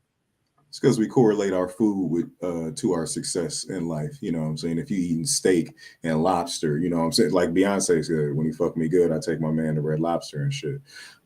We relegate the places that we go on our dates to, you know, how we're dating, our status. Everything is always about status when it gets back to it. And when you're living based upon, or when you're living with your phone in your hand based upon, you know, the reactions and the interactions that you get from social media, then yeah, that kind of taints the way that you date, because you're not really trying to get to know the person. You're trying to get the most out of this interaction for yourself. Some people may go to the movies for a first date. Go to the movies or go get something to eat afterwards, you know. Talk. But see, in the movie, It all depends on who you're talking to. Like, you know. You can't talk about it. You can't do none of what you're talking about. You can't talk to each other in the movie because no. I said afterwards you go get something to eat. I actually it feels then you know, then you can sit I'm trying to talk first, talk about the movie, and it's so many things you could do. Listen, it's all about you and that person. It's that vibe. You pulled up to a movie theater that you didn't like. It's the vibe that you two connect with, you know. Yeah. I want to go once somewhere. You start talking to somebody, then you feel them out as to what you want to do. That's why I wouldn't want to go to the movies first, because I want to see if I don't like your ass at the beginning, and then I'll take you to the movies if I still like you. You communicating with me on the phone, right? What's up? We talking on the phone, right? Oh, it's different than face to face. And then you're saying talking on the phone. A lot of people don't talk on the phone. Even if you take me to a restaurant, you still ain't gonna know who I am. I'm gonna know you better though. People put up a front, sweetie, please. But that's way better than the movie. You heard of acting and You heard of acting, right? So people could put up a front for a long time before you mean Will and Jada? They really are. You mean Will and Jada? There you go. So that don't matter. Listen, they staying together because divorce is messy. That's what it is. It's about money. Don't see that. It's about money, honey. Because it'll become messy. He knows what she's going to get from him. Believe that. Then why is she staying there? It's better. Sometimes it's better to stay. It's cheaper to keep her. I know you heard that before. It's like it's about money. It is about money costing him not so much in terms of up. his A lot image. of people stay together for family reasons. Well, based off of that logic, that's why I'm not going to carry her to the movies. Because if I go to the dinner date and I don't like her, you don't take me to the movies. I can You save talk money. about Wawa. I can save money by not going on the second part of the date. By knowing what's a good date for you? Cheesecake Factory. All right, mention that. Besides Cheesecake Factory, is there anything else in North Carolina? No, that's it. That's a good point. Like, we don't really have the quiet. Nobody in North Carolina. Go to the main event. You've never been here before. We don't have the quiet little jazz spots to where we could just, chill and do a quiet evening type. Your second date is probably Super Walmart. Come on, babe, let's go to Super Walmart. See what they got on sale. The delicatessen. That honestly, that's what some people do. Some people pull up to Walmart, they blast their music outside of it, they walk around. I'm gonna tell y'all something. When my mom had a house in Rocky Mount, it was a summer home. We would go back and forth, whatever. And the kids graduated. Do you know where they hung out at?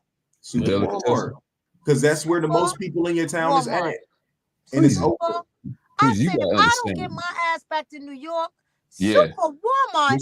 Was it country out there? Well, it was Rocky Mount. Okay, what part? I don't know parts. My mother was at. It started with a B. Because there's different parts. Bel Air. No, I can't think of it. I'm telling you, where I'm from, prison. That all there is a Piggly Wiggly to hang out to. Oh no, he done said Piggly Wiggly. People will go on dates at the delicatessen because that's all we had. Well, I'm sorry to hear that. We had a gas station that stayed open 20. It was called Scotchman. It was open 24 hours. That's all we had to do, unless there was a juke joint open somewhere. So you have to meet me halfway. Yeah, we have to go to a whole nother county to do something. Yes. So Waffle House was like Cheesecake Factory when I first got to it.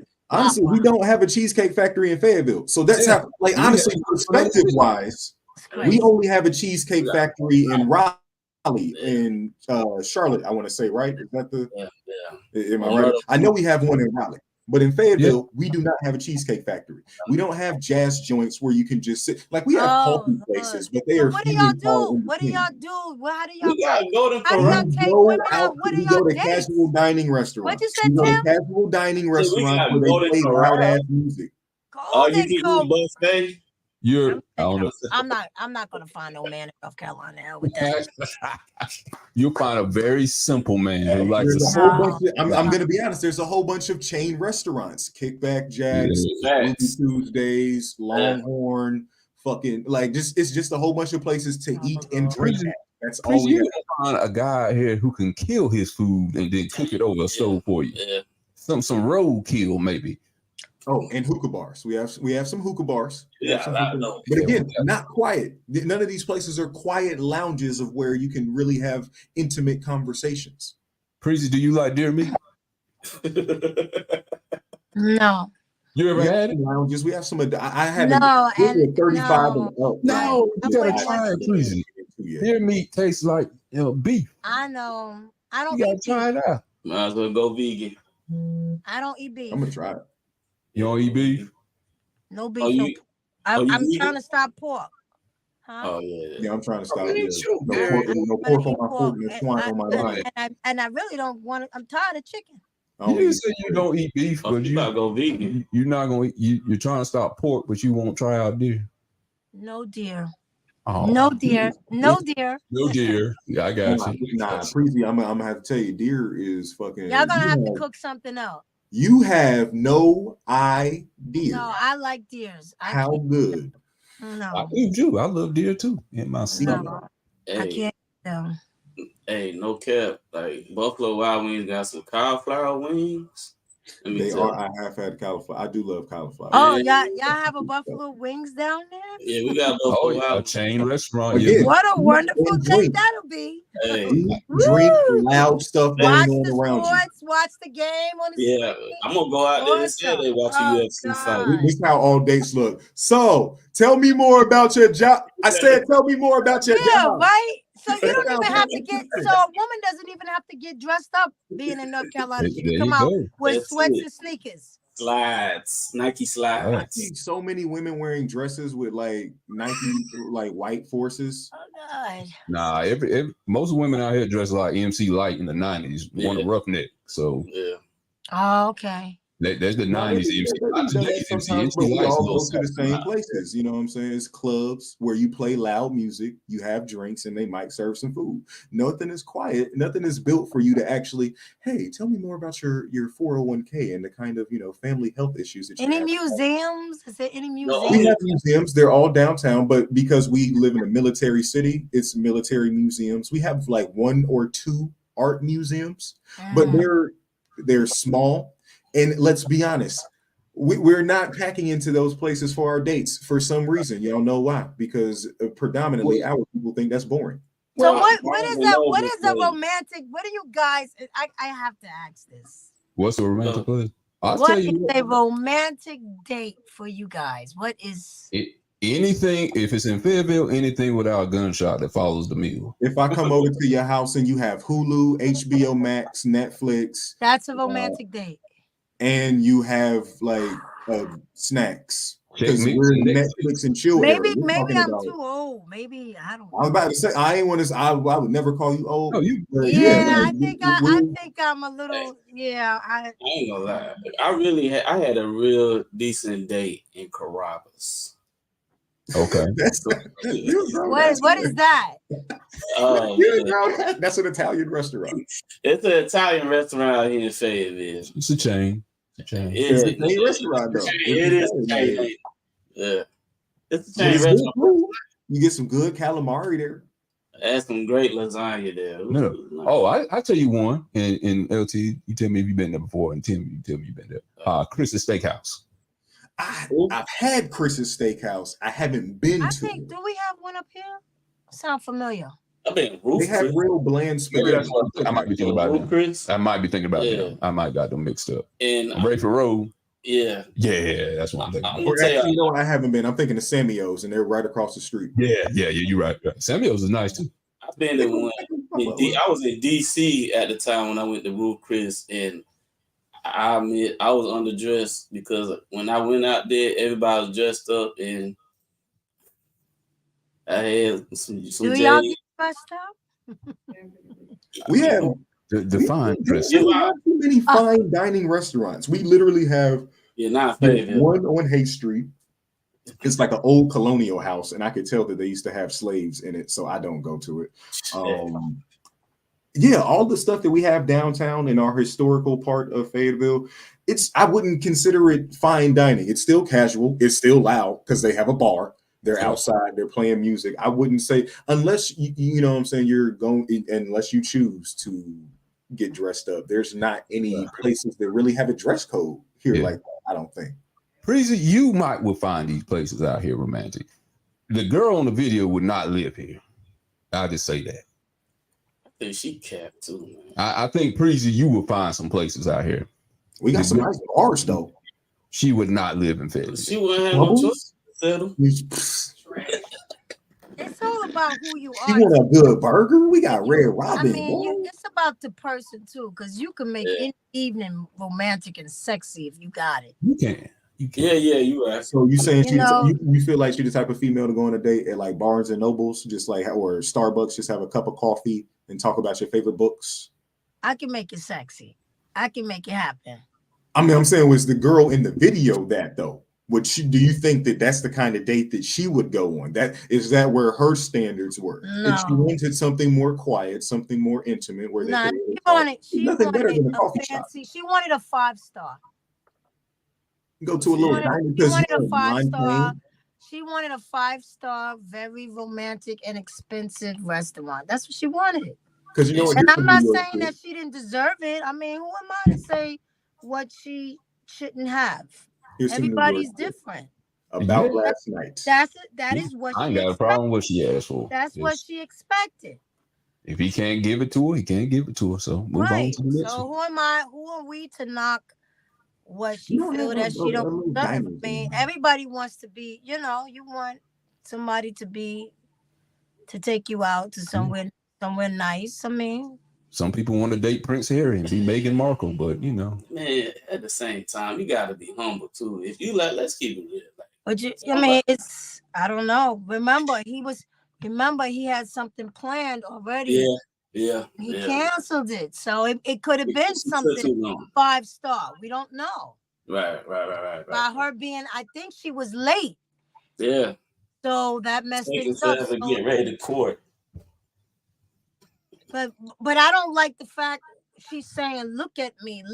I think she was just a little too cocky. Right. I feel like I would have understood her better if she said, the Cheesecake Factory is a little loud in there. How are we supposed to talk and communicate? So if she said that, then I could respect that. But she wasn't. That's not what she was saying. She wanted a more expensive restaurant. Yeah. She wanted him to, she wanted some caviar or something like that. She wanted a lobster.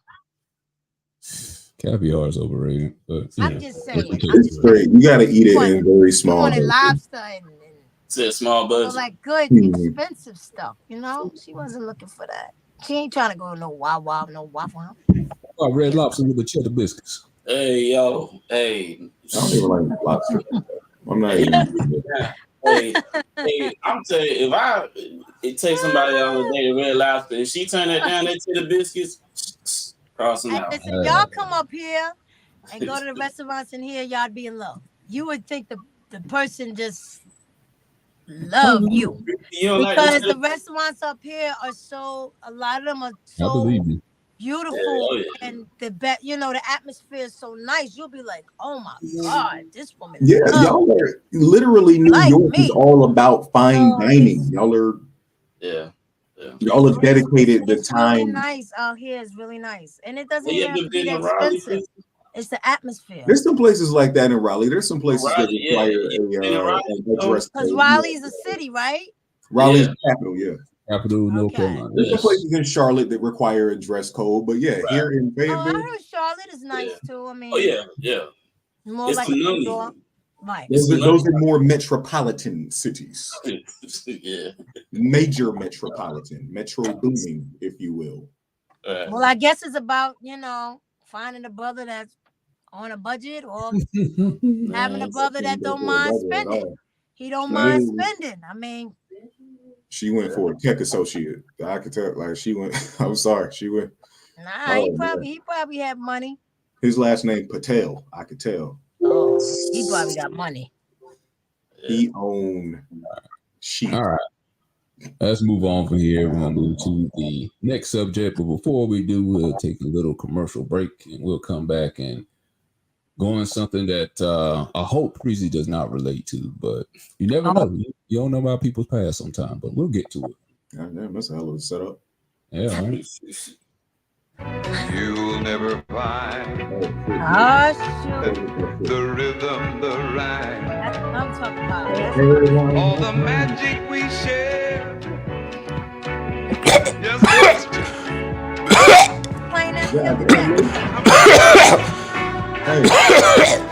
Stop fucking singing. Fucking dying over here. Stop fucking singing. You bitch is fired after this. I'm gonna come to your house and I'm gonna cough in your refrigerator.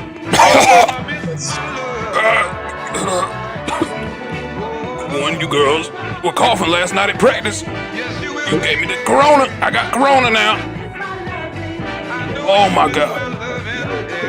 I'm gonna beat you with a Lysol can when this shit is over. Oh my god, I'm gonna beat you with this. Oh, an ass whooping is coming your way. You'll never find. That really happened? What, him coughing? Yeah, that happened. Who's him? I was like, hey, everybody all right? Oh my god, why they didn't bring him some water? That was like 70. That's Lou Rawls. Lou Rawls. Lou Eddie Murphy Rawls. They said the show must go on, no matter god, what. Dying up there. Lou Rawls. Fuck you. I know you, Lou Rawls. Where's the water? Kitchen? You will never find. All right. Let's get. We're gonna get to the leave it the medicated part of the show here. Leave it if you don't have a problem with the subject we're talking about. Leave it alone. Make no changes to it. Medicate it if you want to change what happened. Fix it. Medicate it, that is. And then you're going to tell us how you change it. So here's a story. This woman, there was a video on it, but I just found a meme for it. This woman is about to get married, and her fiance reveals some stuff from his past, where he was with other guys, and she broke off the wedding. And he's like, "Are you really going to break off the wedding because of this?" Here's the meme right here. Was she wrong? What would you do? Are you seriously calling off the wedding because I experimented with a few guys in college? And this is what I was saying with you, Breezy. I hope you didn't have to go through that at no point. But was she wrong? Wrong for breaking off the entire engagement based off of what she found out from his past of him messing with other guys. Please, I will go to you first. You will tell me if you want to leave it or medicate it first, and then we'll go with the clock. This is scary. Leave it if you think she was right. Medicate it if you think she was wrong, and tell her why. You tell us why you think she was wrong and what you would have done differently.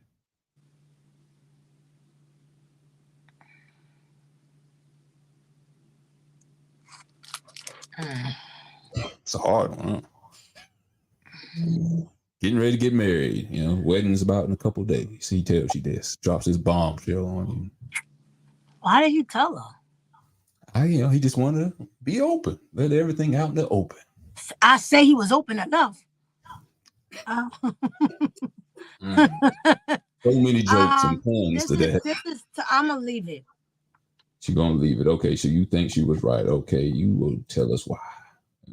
Oh, boy, Go! You know, a lot of people have things they have done in life, and they don't want people to know about it. Nobody's life is perfect, and that's why there's a thing called skeletons. Why did he tell her? Maybe he was forced to tell her. Maybe he was getting ready to come out, and he said, "Well, let me be the one to tell you." She'll never be right. Because in the back of her mind, when he goes say, "Oh, I'm going to hang out with the boys," she's gonna no, stop playing. She's gonna always think, and she'll never trust him. That's what I'm saying. I mean, some things are meant to be told, and maybe some things is not meant to be told, and maybe I don't know. That's rough. I mean, that's deep. Wow, there's so many puns to that. But go ahead. It's deep because I mean, she's in the back of her mind. She's always gonna. I mean, I gotta stop saying that's deep. Because and like I said, she's picturing. She's gonna always picture seeing him either getting done or him doing somebody else, and it's gonna bother them, and it's rough. That's hard. Yes. You know, but we don't know what she did. It's just that he came out and told. I mean, everybody, people got secrets and skeletons, and his happened to fall out. And I don't know. I don't think he should have told, but he probably was forced to tell because somebody was probably going to tell on him. So I don't know. That's a rough one. That's rough. Stop saying rough. She said rough, hard, and deep. It's deep. It's Carrying my mace. Hey, it's like a serious prostate situation. Wow. Well, at least he's getting it early instead of waiting until he's 40. Woo! I don't know. Maybe he. All right. LT. Word. You want to leave it or medicate? Do you think she was right for breaking off the engagement? Or do you think she was wrong? Medicate it and tell us why. I guess I'll leave it. She's not wrong, but she's not right either, I guess. Are you ready? Go! Both of these cartoon motherfuckers is stupid because they're already fiancés, so you've been engaged. I assume there was, cohabitation. Y'all have been together for X amount of time. I feel like what point do we get into our relationships where we say, I trust you enough to reveal this certain aspect of myself? Because you thought it was, and again, this is I'm reacting to a fucking cartoon.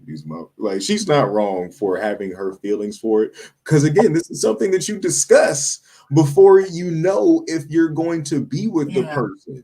It's like, what I'm saying, like you talk about these kind of things. Hey, like that's how I know this is just some shit that people are just like just a separate thought. Because the first thing motherfuckers love to ask these days, since we're all either out of the dating game or past our prime in the dating game, people love to ask how many bodies you got. Have you ever done this? Like, we're very sexual up front and like literally our first communications with each other via social media or text message or FaceTime is sexual. It's of a sexual nature. So we're asking these questions. And if you're adamantly lying about it, like if I asked you about this or we had a conversation like this and you just never said anything about it, and this is my first time hearing it, again, you don't know a person's reaction to you don't know what spectrum of the sexuality they're comfortable with. And these are things that you're supposed to communicate about, because if you are on a different spectrum when it comes to sexuality, wouldn't you want to be with someone who accepts that element of you instead of having to wait till damn near your wedding day to reveal this to them to see if you can actually marry them? Because they have the right to say, no, I don't want to marry you, because not to say I'm not okay with that, but You held this information from me, not giving me the chance to like, I don't know what pretense this happened. I don't know what context it was. I don't like, have I met the motherfuckers that you've been with? Is that who Roy is? Roy is one of the boys. Leroy. All right, Leroy the boy. All right, him. Leroy, your boy. Do you want to leave it or medicate? Leave it. You have no problem. What she did, you leave it alone. Medicate it. Her response needs to be changed. I'm gonna leave it, man. All right, so you have no problem with what she did. Okay. Are you ready? Go. I mean, like Trent was saying, man. New conversations, man, should already have been brought up. You know what I'm saying, from the beginning. Like you said, we live in that time now where these type of questions, off gate, social media is pressing, like with, sex topics and all this and that. And I don't know, was it you, Trent, or Prezi talking about body counts?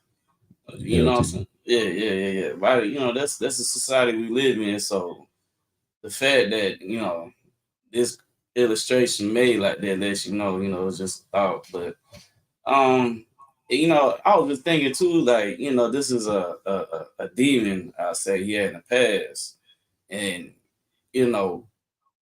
we all have demons that we deal with. Yeah, it's gotta forgive us and take away from it. But it's something that is in his past that could potentially have come up. You know what I'm saying? We don't know what the future may hold. We don't know if he ever get tempted again in this lane. And, I feel like, that should have been brought up from the jump.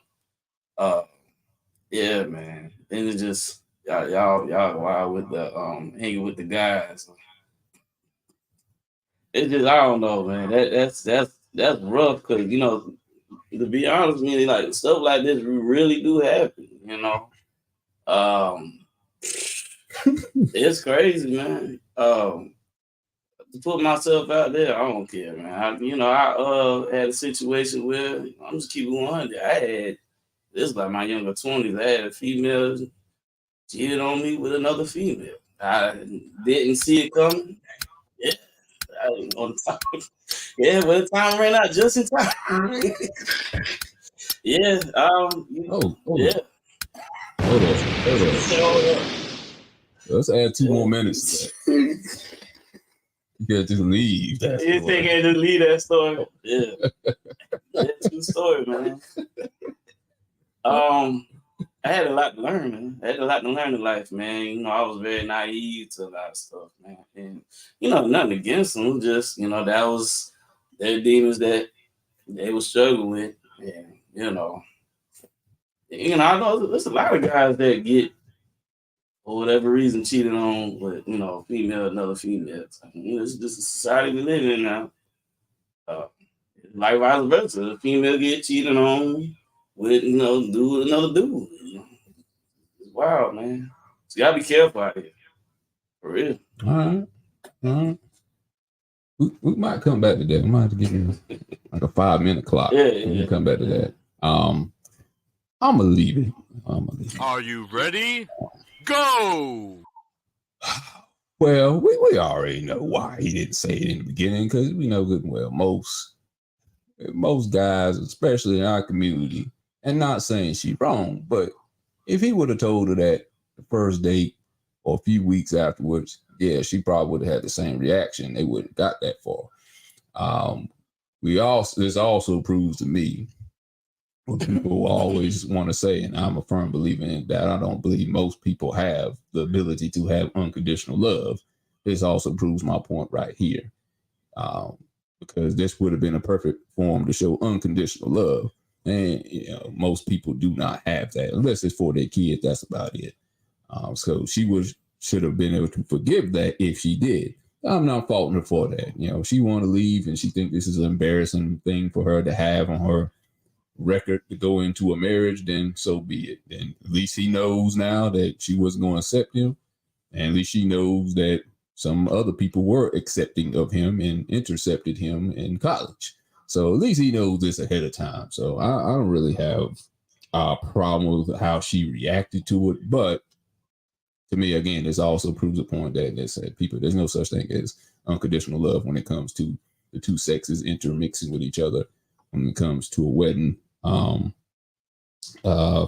was going to be my other point? I was going to talk about this, but this is what we always talk about. This is a business decision, so also her reputation is at risk for her staying with him until if she cares more about what people think about her. Again, maybe they ain't the one for him. Everybody's got standards, like we talked about with the other thing. So she don't want to go to Cheesecake Factory, and she don't want a man getting busted in the cheeks, then that is her prerogative. I had no problem with it. You don't want her man being busted in the cheesecakes, then so be it. In the cheesecakes. That is okay. That's graphic. It sounds like he had a whole factory that went into him in college too. It's if we literally judged ourselves and others based upon the decisions that we made when we were in college, we would all look like shit. Oh yeah. Let me add one more thing. And I think you kind of alluded to it too. There is a difference between the genders when it comes to being cheated on by very much so on women versus men on men. There is a difference. Most of the time, if a guy I won't say most of the time, but a lot of the times, if you hear or heard your girl cheat on you with another woman, you might be like, "Can I watch?" You're going to try to wrangle that into a three situation because that is the sexual spectrum that you're on. Like, there's no way to tell a person, especially again, if this is something that you did at one point in your life and that's not who you are at this current point in your life, you can't just say, "Hey, how would you feel if I told you," not even just say, "How would you feel if I told you, hey, by the way, I had sex with some dudes in college." Damn. I said it, and this is going to be used against me. And it's like whenever I ascend to a higher form of whatever the fuck, they're going to use that clip right there. It's coming. I know. That temptation always going to be there, though. But yeah, like if you're judging a person from that point right there, that's not who they are in their current form. So you kind of have to lead them into the conversation to ask them, "Hey, how do you feel about people who have done this kind of thing sexually?" Because like I said, the first questions we're asking each other is, what have you done sexually? Are you a virgin? Have you done this? Have you done that? What are you into? What are your kinks? Like, we're asking these kind of questions anyway when we're trying to figure out if this person meets with our sexual needs and standards. So if you have this kind of sexual skeleton in your closet, so to say, and it's something that you, I guess, are in a not regretful state, but you just did it and you didn't like it. You know what I'm saying? You can do something, not like it, and it still be a part of your resume when it comes to the dating world. And it's just better to heal or reveal that so that you can heal that if it's truly something that what I'm saying it was an uncomfortable experience for you. So again, communication is the key to truly seeing if you are wasting your time in a relationship or not. These are questions, but we only ask about the things that we want to hear. You know what I'm saying? We don't want to know the dark things about a person. We don't want to know if they've done something sexually that we don't like. We think we want to know, but we don't want to know. Because jokingly, you can ask these questions now. Someone sits you down and say, "Well, actually, it's funny that you said that." So it was me, Rick, and Henry. And let me tell you something. There's a reason we call him Big Old Rick. You know what I'm saying? Like, if your man said that to you and you just asked him a question, you know what I'm saying? Y'all only been dating for a few weeks or months or a few months or so. Have a larger conversation. You know what I'm saying? Check what you're into. Like, you have to really express your boundaries or express what you're into and what you're not into. Yeah. Nobody even, or your parents, nobody want to know if your mom was busting it wide open, even though she might have been. Sure, she was doing something back in the day, but nobody wants to know that. Oh yeah, that's your mom. You wouldn't divorce your mom, that's though. The kind that you came from. You know what I'm saying? That's the aspect that we look at our parents.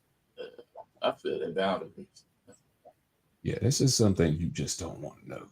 And he didn't. It's not like he also said he experimented one time. He said I experiment with a few men, a few good men in the background. And you can have that standards go for some other things. Like, what if you killed somebody in the past, 20 years ago, or maybe even 5 years ago? I'm like, hey, it happened. It's a situation. The girl messed around with me. I ended up killing her. I did my time. We're good now. Can we get married already? I feel like people are quicker to accept that than male homosexuality. Right. Hey, I'll give you another example. People pick and choose. Okay, you've heard the argument. Literal drug dealers, like, and literal, I'll give you an even better one. It's been in the news, not recent, but the last few years. What do you usually hear when people speak on a certain R&B star named R. Kelly? When they say, I will still listen to his music because I can separate the music from the crime. I'm not turning his music off. And he's a total stranger. All right, but you can't separate him from what he did in his past 20 years ago. This man has a little video out of him peeing on a woman, allegedly. I still say it. But he has a little video out of him peeing on a woman, and people will go out here and say, I'm not turning R. Kelly music off because I can separate the music from the man. Okay, if you can do that for a total stranger who doesn't happen to be the Pied Piper of R&B, why can't you not do that for the person who you claim you love and have unconditional love for, or not, whatever, and you're about to go get married to and live the whole life with? How come you can't do that with that? I get it. Don't get me wrong. I get it. But people do double talk when it comes to people they actually love versus people they worship. They'll worship me. Very good point. Because, and also interesting fun fact, the Pied Piper is a story about a man that uses music to lure children away from their parents. To the death. That's literally what we've been letting R. Kelly do for 20. And when it comes to people that we love too much, we'll excuse things that we will not excuse in people that we claim to truly love, that we actually know, that have actually loved us back. Like, what has R. Kelly done for you other than giving you some shit to dance to? We all know the nigga can sing. That does not make R. Kelly a hero. He gave you some music to make children. Introducing to some older women. All right. It's the world we Take live his camcorder. Mm-hmm. All right. Tim, do you need 2 minutes, man? Just like to let something out, man.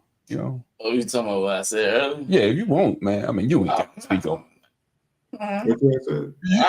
You ain't got to speak on, man. I ain't gonna make you do that. I ain't gonna make you. That's bull crazy, man. I mean, no, man.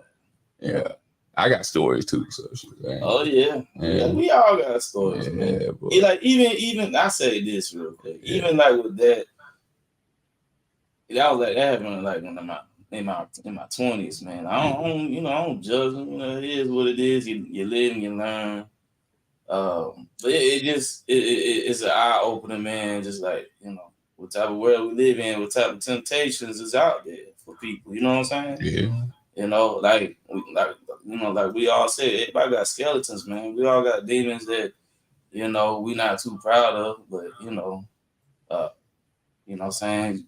It just goes to shows, man, you got to be humble, man. You can't look down on the next person. True. For sure. All right. Yeah. Let's move on to the next story. This story was a video I found. It was this white guy giving a speech. I guess a crowd of mixed races. There was some black people in there, some white people in there. And he was talking about how black people deal with race today. And are they worried about nothing? Check it out. He should have an amazing perspective on this.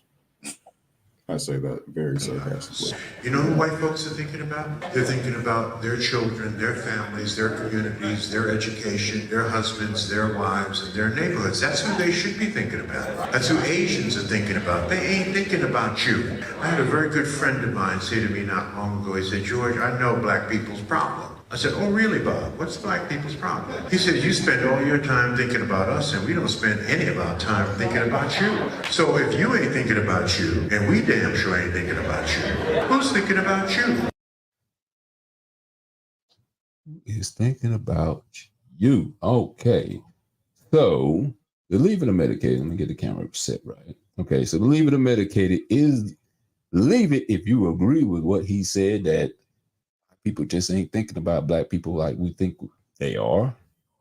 Medicate it if you disagree and tell us why you disagree with that.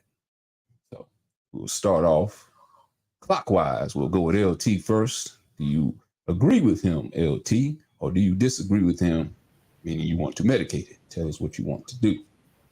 Let's see. I really don't even know what the hell he said, but was he basically saying that black people don't mind their own business?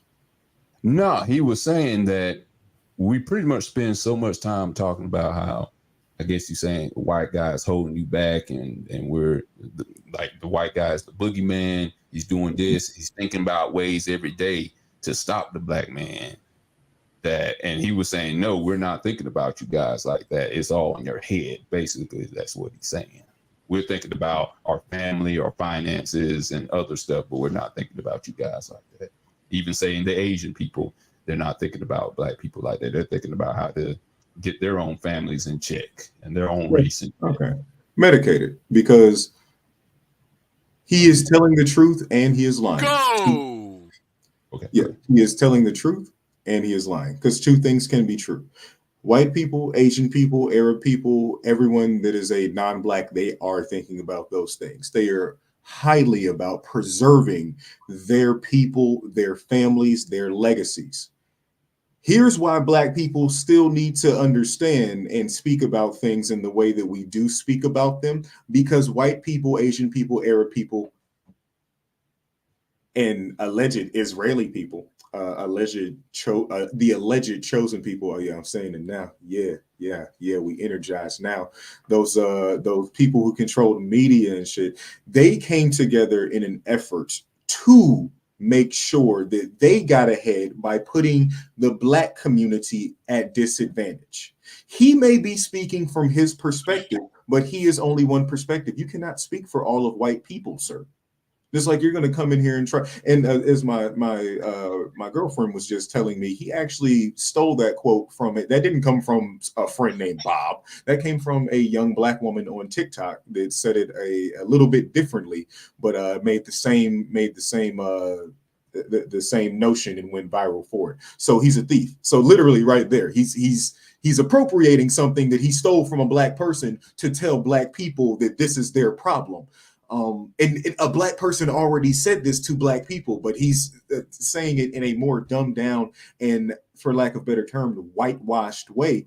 So he's not saying anything wrong, but he is leaving out the fact that there is and always has been a conspirative, orchestrated, and literally documented and outlined attack against the black man, the black woman, and the black child. The CIA has done this. There's thousands of pages and pages of documents, and it's known. So we do have to speak about this in order to wake ourselves up that there are systems in play to be obstacles for us. That there are obstacles. You should never not know that there are obstacles in front of you. All right. Preezy, let you go next. Do you want to leave it or medicate it? So basically he's saying nobody cares about black people. He's saying they're not worried about black people, that as in they're trying to hold us back or create rules, or they're worried about getting us arrested out there, or they're trying to not hire us. All things that encompass racism. He's saying the boogeyman is not out there. Basically, we're making it up. No, as a major, not a minor, but generally, are white people worried about black people in that way? No, I don't think he's telling the truth. Because okay, so leave it. You want to leave it? Well, no, you want to medicate it. You want to. You don't agree with it. Okay, medicate. Are you ready? Go! Because in reality, there's two judicial systems. There's for everybody else, and then it's for us. That's how I feel. We're not treated the same. You look at the videos in certain states, you see a white person could be having a knife coming to the police officer, and what he'll say, stop, instead of him using his taser or shooting him. But if it was a black person, they would be looking like Swiss cheese. So no, I don't believe that. I think that If you go into a lot of neighborhoods, doesn't matter, Caucasian, Asian, Russians, Greeks, they don't want black people there. Or they don't want a certain kind of black people there. They don't want no black people there, tell you the truth. So we are, that's not true, even if we always racial profile. Y'all know, we know that for a fact. Going to the stores, before you can even walk into the door, may I help you? I ain't even look at nothing yet. So it's not true. I think nationalities are worried about us, and I feel like this. Maybe they fear us. Maybe they know how powerful we really are. We just need to realize how powerful we really are. Because how do you just dislike somebody because of the color of their skin? What is it about us that you so afraid? I mean, every nationality does crime.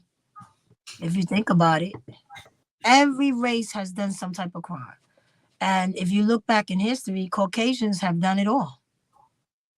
Every nationality. They've hit the Indians, they hit the other nationalities, So, I mean, we should be worried about them instead of them worried about us, because they have done damage to America. And I'm not racist, but if you really go back in history, white people have done a lot. They've done a lot of harm to all type of nationality and races. So why you are on top of us for what? So people need to need to really read their history. They really do. That's why it's so important for us to educate our children, not to hate any race, because I don't believe in that.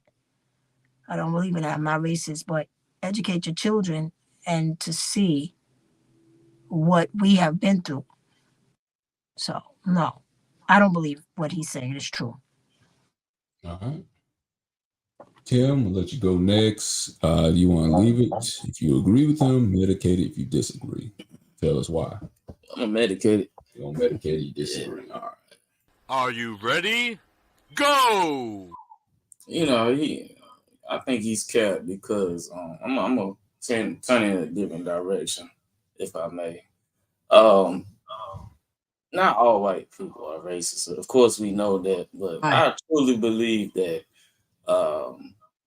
they are worrying about us because they watch us. You think about, quote unquote, the culture. They just try to dress like us, talk like us. It's the reason why people say, this is out of style, it's out of fashion.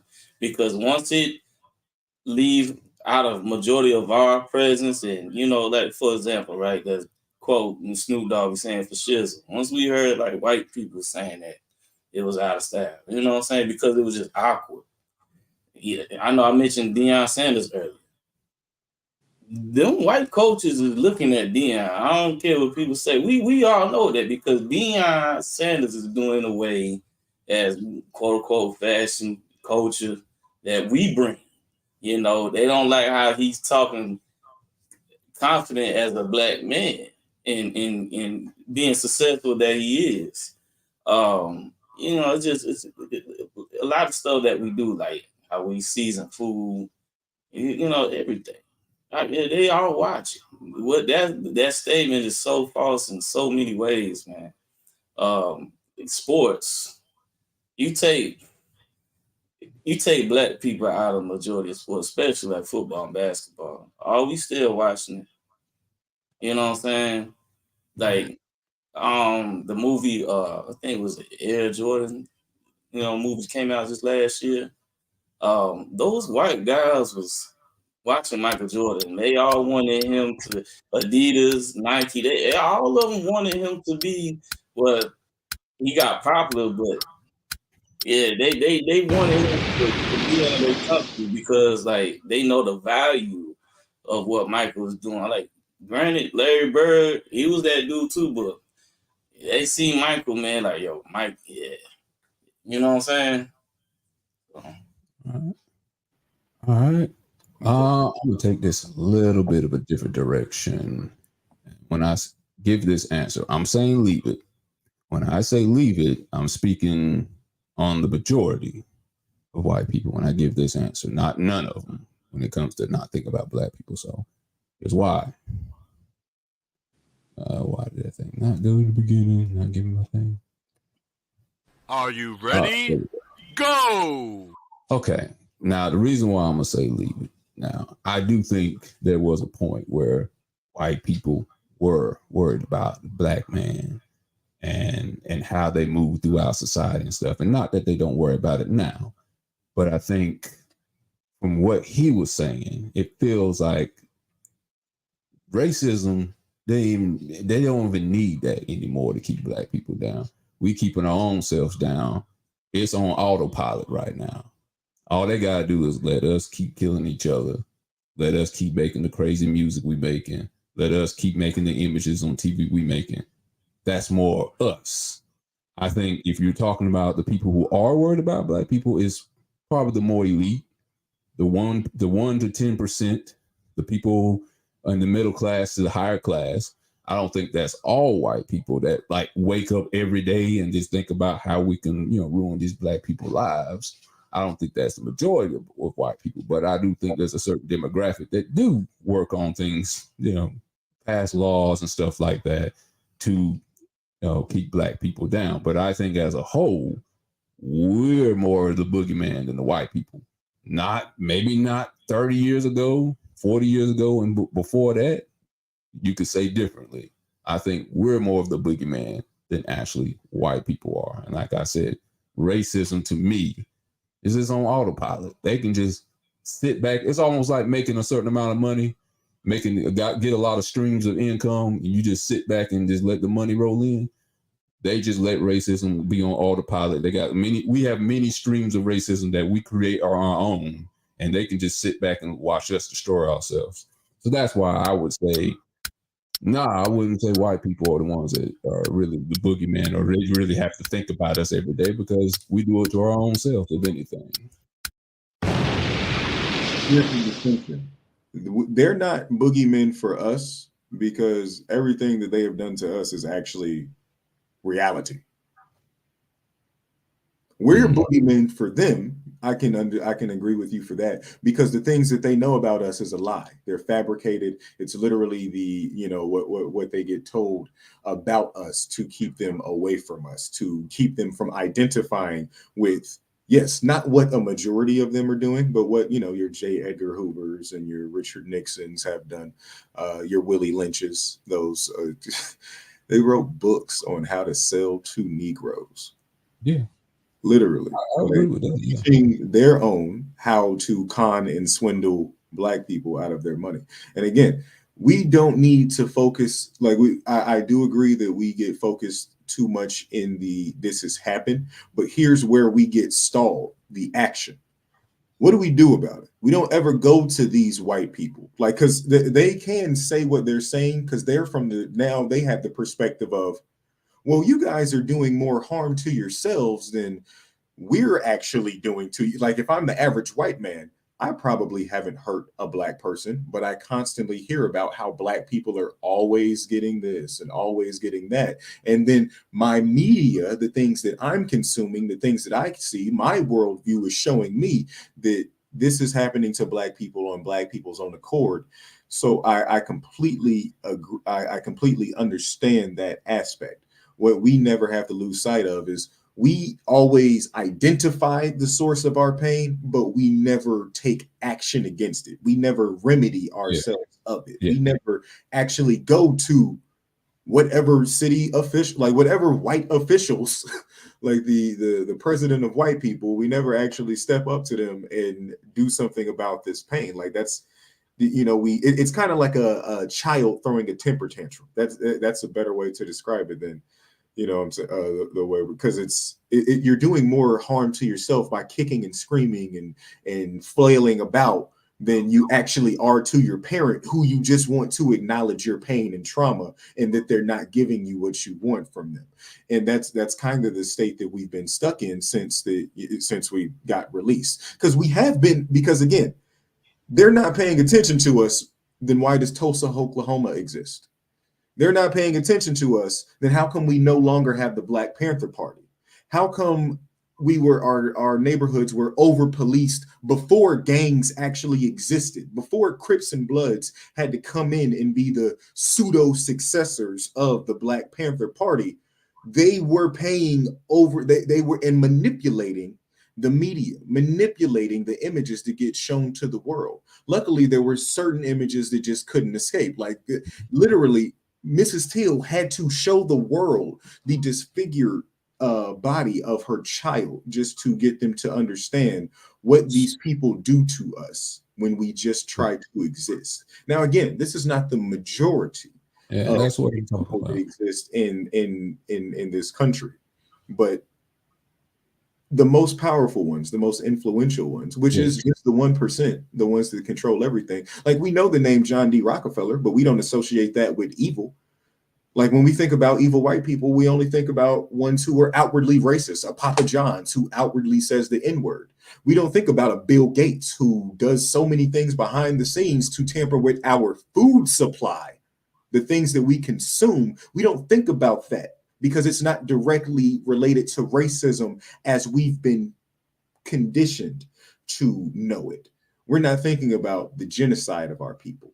We're not thinking about the extinction of our people. We're not thinking, like, we love the Bible, but we don't think about the things that, like, we don't think about how, you know, the Hebrews actually went through Canaan and exterminated the Canaanites and took their land. And we don't, just like how, full circle, like we don't see these Israelis doing that to the Palestinians. We don't think that that could ever happen to us again in America for some reason.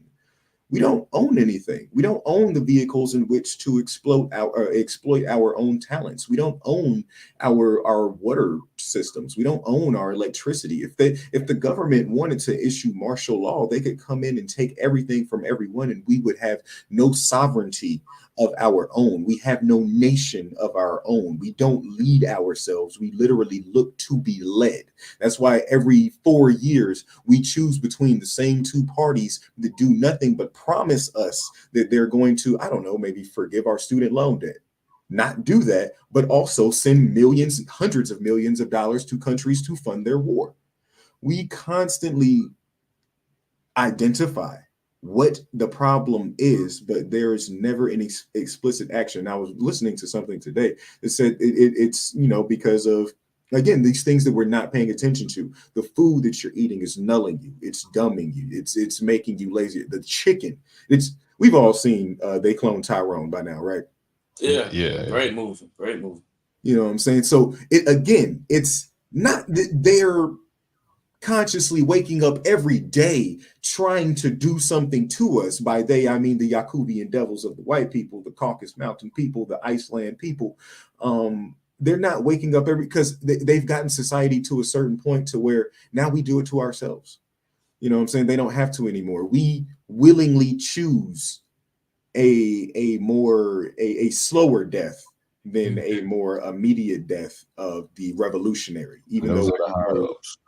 And those are majorly the higher ups. You know, the people who are in our demographic as far as how much money we make yearly, poor white people, close to the middle class white people, I don't think they wake up every day. I'm sure there's some, but I don't think the majority of them wake up every day. It's like, how can I ruin a black guy's life?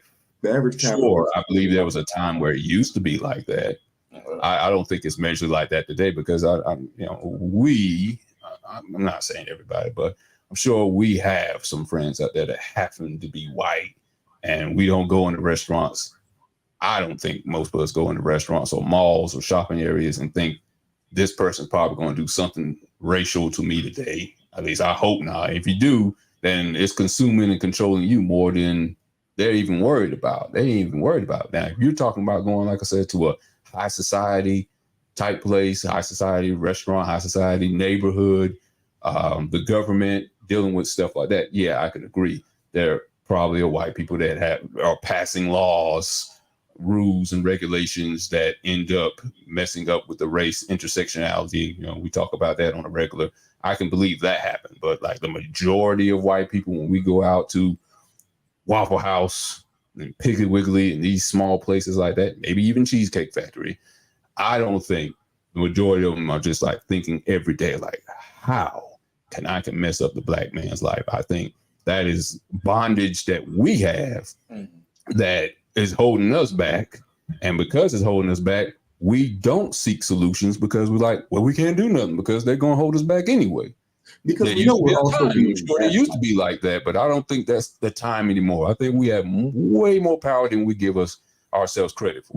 We do. We have access to way more information, and that's what it is. We have access to so much information, and it's just like if you open your phone, you could literally scroll through just so much information about how the world was, more so that you could than any other time on this planet. You can learn about how the world was in the 1600s, the 1700s, the 1800s, the 1900s, and the early 20th century in such depth with such clarity. And it's so visceral that it triggers emotional responses in us, and emotional responses. And because we live our lives on social media, like it's kind of just triggers us to respond more so in a in verbal ways than to actually take to the streets and actually have these changes made, because there is a bit of gaslighting that goes into this. Because whereas every white person is not waking up thinking about how they can ruin a black person's day, black people do have that trauma of waking up and fearing their interactions with white people and we acknowledge that a lot, and we do a lot to kind of compensate for the fact that we shouldn't have to be afraid anymore, but we know that there are reasons to be afraid that we can't fully understand or address within ourselves.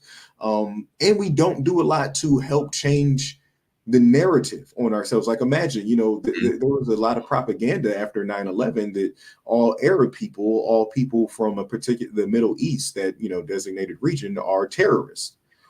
Those people don't then come over to this country and make music about how they blow stuff up.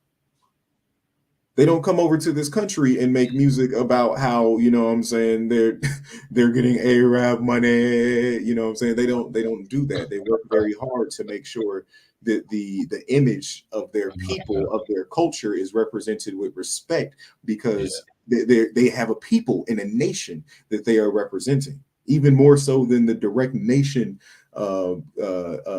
state or countrywide that they come from. When they have an ethnic group that they identify with, they carry themselves with a bit more prestige. When it comes to a Chinese person or a Japanese person, you would think that, don't you want to be, or aren't you afraid of them? Like, they just walk into a place, they could just literally karate chop you right in the neck. They could just start kung fu fighting. And their kicks are as fast as lightning. I don't know if you all knew that, but but they work very hard to not just be portrayed as martial arts people. They work very hard to not just be portrayed as Fast and the Furious, Tokyo Drift as people. They work very hard to make sure that their image is respected, that they're respected as, people, more so than the stereotypes that they represent. We as Black people in this country, we profit off of the things that make white people and all people nervous about us. We profit off of the idea of being violent, and the idea of being oversexed, and the idea of being flat out ignorant. We profit off of that,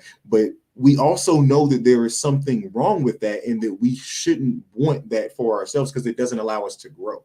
We literally can't get past this point of, loving we say that we love our hoods, but we don't do things that shows that we love it. We don't go out into our hoods and clean it up. We don't go out into our hoods and plant community gardens. We shoot up our hoods. We create, we create broken homes in our hoods. We go over to other hoods and do those things in their hoods, because we don't have a respect for our environments. We don't have a respect for ourselves. And that is something that has to be taught to a group of people. That is something that has to be trained and conditioned. And because there's been so many generations of it, because it's been conditioned in our music, it's been in our TV, it's been in our food, it's been in our water, it's something that, yeah, a white person can come along and say, you know, we're not doing that to you. It's because you're not. It already has been done. You know what I'm saying? That part right there. That's what I'm Like agreeing. we're choosing to do it to ourselves at this point. But yeah, it's like having the machine on auto. It's like having the joint on autopilot. You know what I'm saying? I don't have to. I could I could walk away from this wheel. This flight is still gonna make it to its destination because we've been at this altitude for about 50 years now. How old is hip hop? Man, About look, 40, 50 years. I was just thinking about hip hop, man. Like you said, Trent, like we so conditioned now, like not saying us, but like as a majority, you talking about uplifting your community, praising your woman, lifting your brother up. That's corny. Let's keep it real. It's corny and rap. They We gonna make look fun of that. crap up. Hey, where NBA young boy at? You know what I'm saying? 8 kids or 9 probably by this point, and we only care about the one because he created it with Floyd Mayweather's daughter. Yeah, So we yeah. think that child is gonna be somebody. We think that Turn child that sexy red up. and guess what? Only for ignorant reasons. We think because NBA YoungBoy has a record of being violent, and because Floyd Mayweather is a talented boxer, oh, that baby gonna have hands. And that's It's crazy. a fucking child. We don't even That's like we're crazy. literally bigging it up for Right, the right. things that will tear it down if you watch the Mike Tyson story. Right. Let me let Priest get in right quick. You know, Priest got something to say about it. Let Priest get in right quick. Jump in there, Priest. No, I'm good. I said it. I'm good. Good. Yeah. I didn't want to leave you out there on mute like that. No, I'm listening. Okay. Sometimes it's good to listen. No, like I was saying, like I said, how many, like, the woman's thing, like hip hop, man. Everybody like, I gotta take your chick. Like, everybody, you can't get your own woman. A lot of these are married men. Yeah. It's like, man, like you said, Trent, we got been conditioned for so many generations. Like, it's gonna take a process to, like, because it gotta get to a point where we gotta get used to uplifting each other up. Yeah. And anything other than that is corny. Right now, And the sinister part behind it is the reason a white man can say, I'm not doing anything to halt you is because, yeah, there are literal $1 million Negroes. You don't have to work as hard as we do. Right. They don't. But and there are people that they put in positions like, again, Snoop Dogg has like 12 different liquors out. In an interview, he said he does not drink any of it. Yeah, the 19 Crimes liquor shit. Oh, yeah, I've heard he does not drink any of them. One of them. He doesn't drink any of them shits. I like 50. 50 made that song about get high all the time, but he don't smoke weed. He does not smoke weed. Future admit he don't drink stuff. Yeah. Future, that's all the music he made. Yeah. Sipping on the Easter Pink. You don't sit. Yeah. Like they pump things into our community. These are people that made it out of these hoods. They pump these things back into our community and sell these things to us. This is what's cool. Disrespecting your baby mamas is cool. Having a bunch of baby mamas is cool.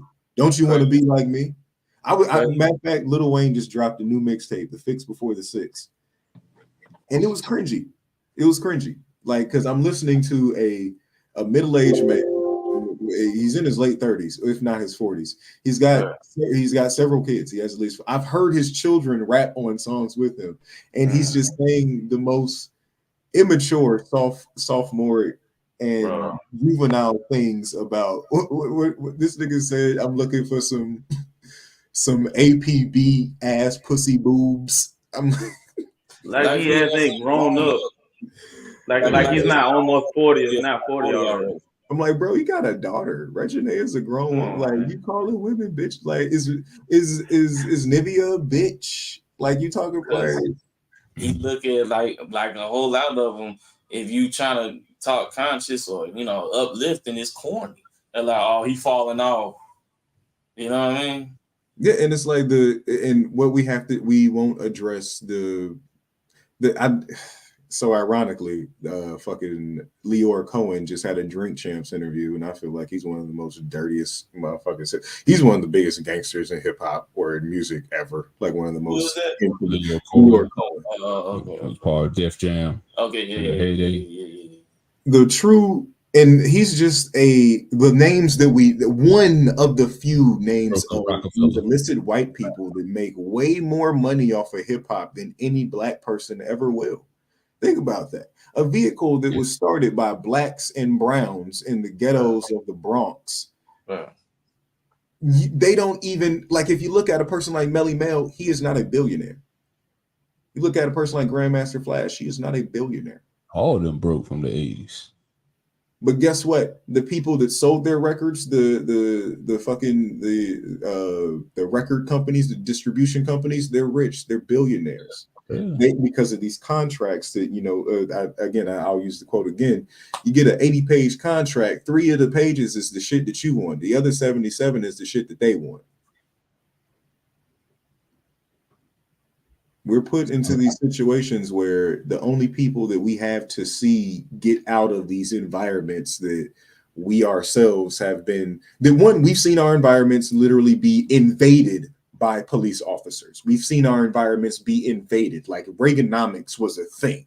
They would come into your motherfucking neighborhood with a tank and a battering ram and ram through that shit. The war on drugs, to quote Tupac, was just a war on you and me.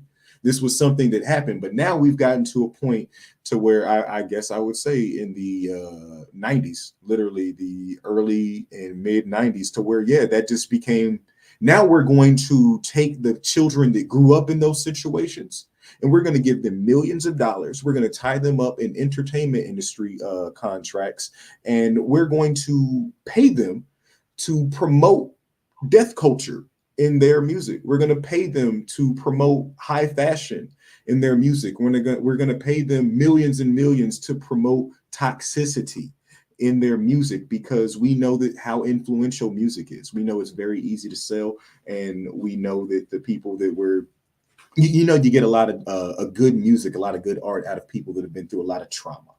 And nobody outside of, I'd say, Native Americans in this country has been through more trauma than the African American.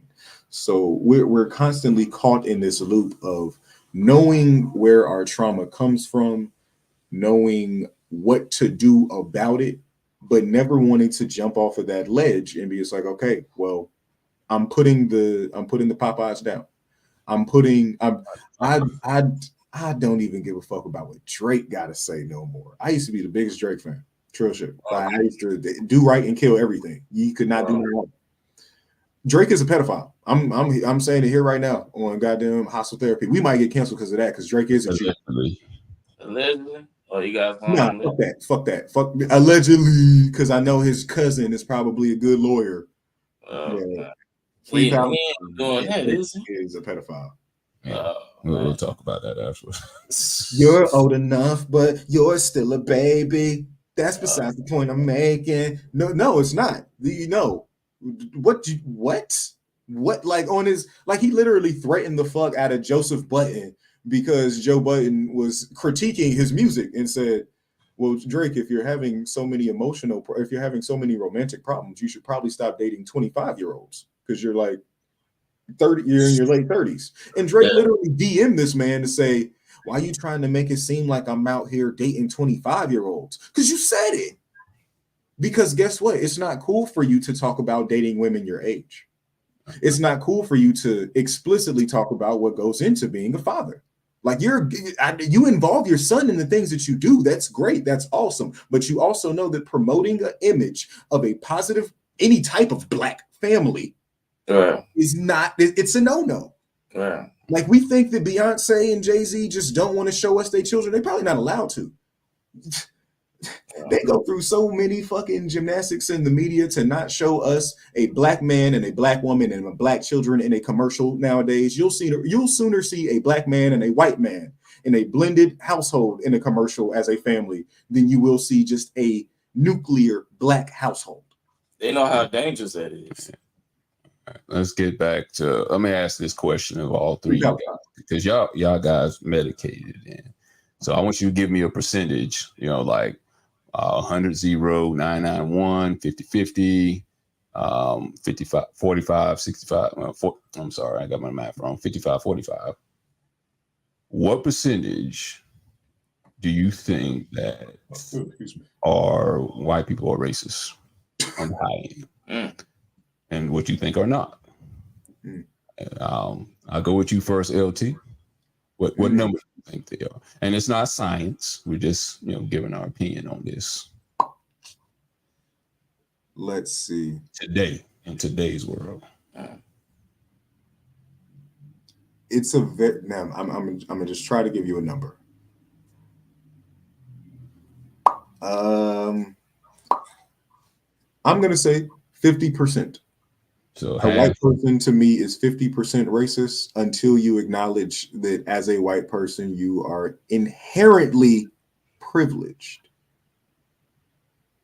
If you are one of those white people that say I don't see race, I can't trust your worldview, because that's literally like even if we all come from the human race, there are different races of the human race. There's the Caucasoid, there's the Negroid, there's the Mongoloid, like there's different, so yeah, I will say 50%. I will say 50% of white people are racist.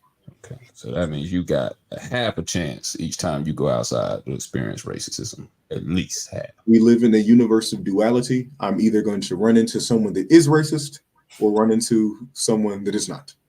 There's no third option out. I'm like bi racist. You know what I'm saying? Like I'm yeah, that's what I'm saying. Like there's no in between. It's going to divorce. Well, break up with you.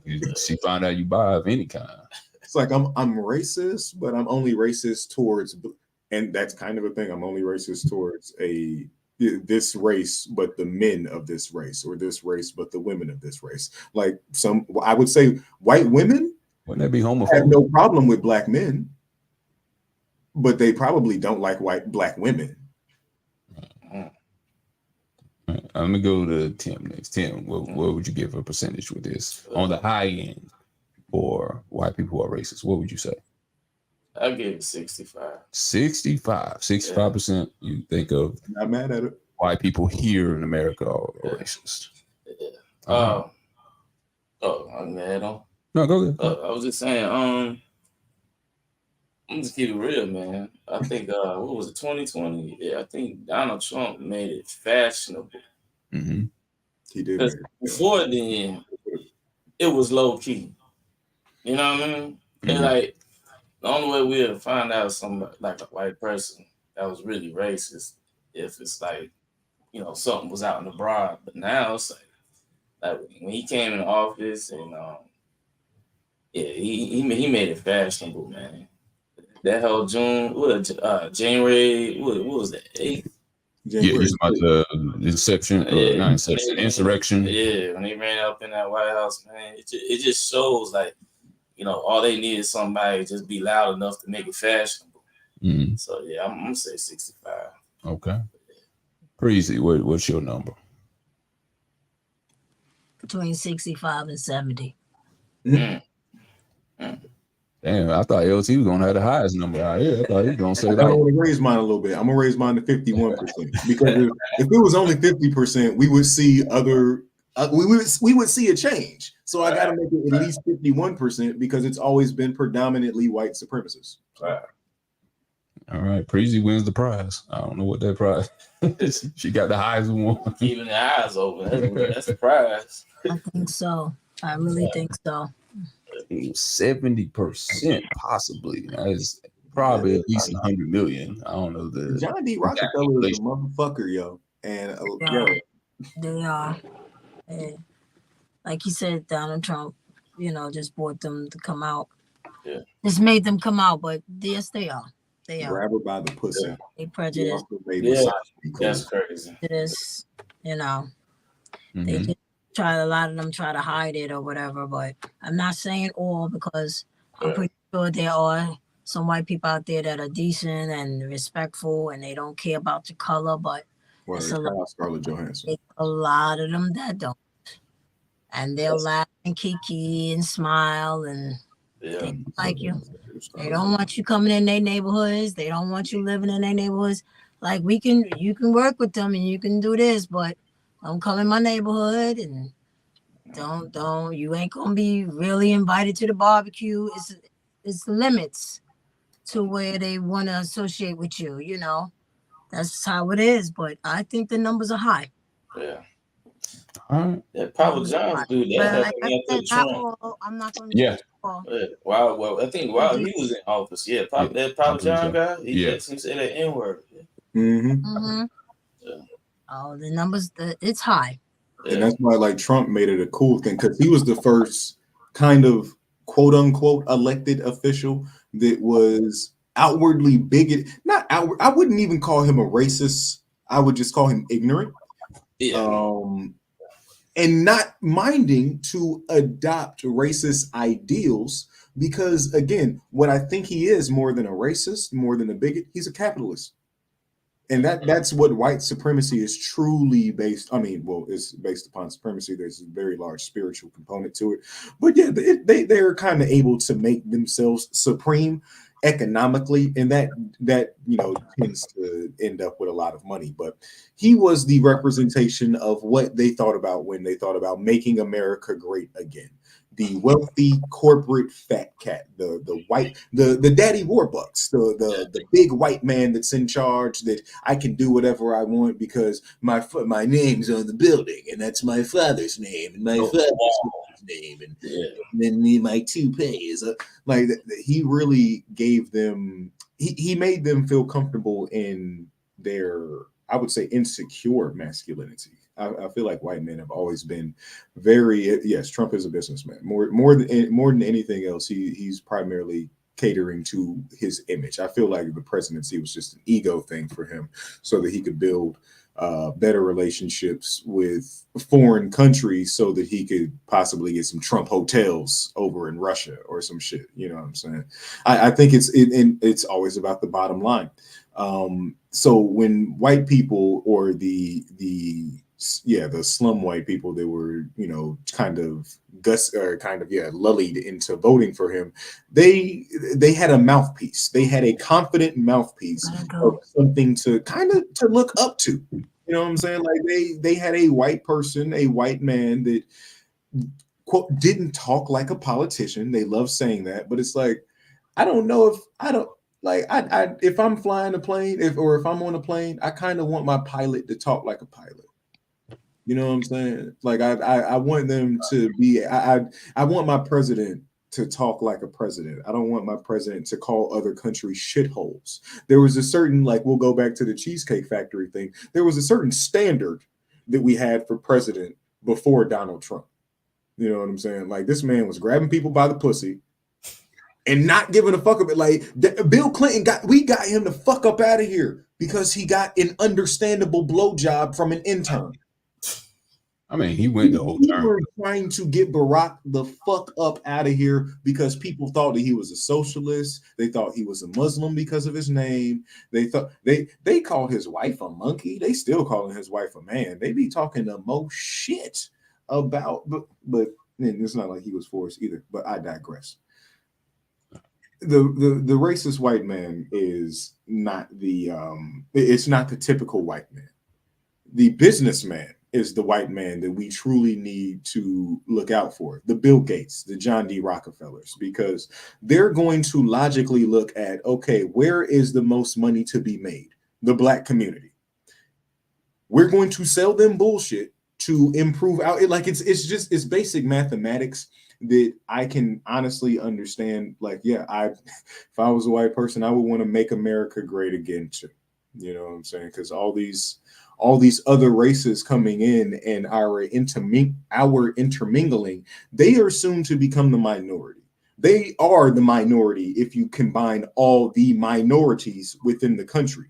Black people are only 13%, but if you combine us with Latinos, if you combine us with Asians, if you combine us with what's left of Native Americans and the other races, we would outnumber white people. And it's always going to be a xenophobic fear that white people have of losing their quote unquote superiority or their place, or as we're seeing, their land.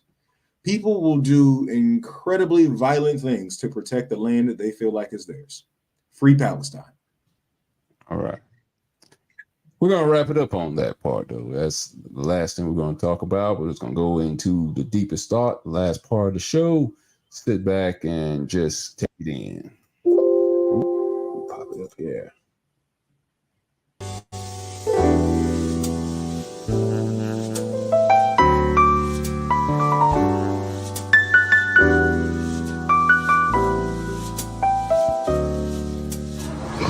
Man, do your flip.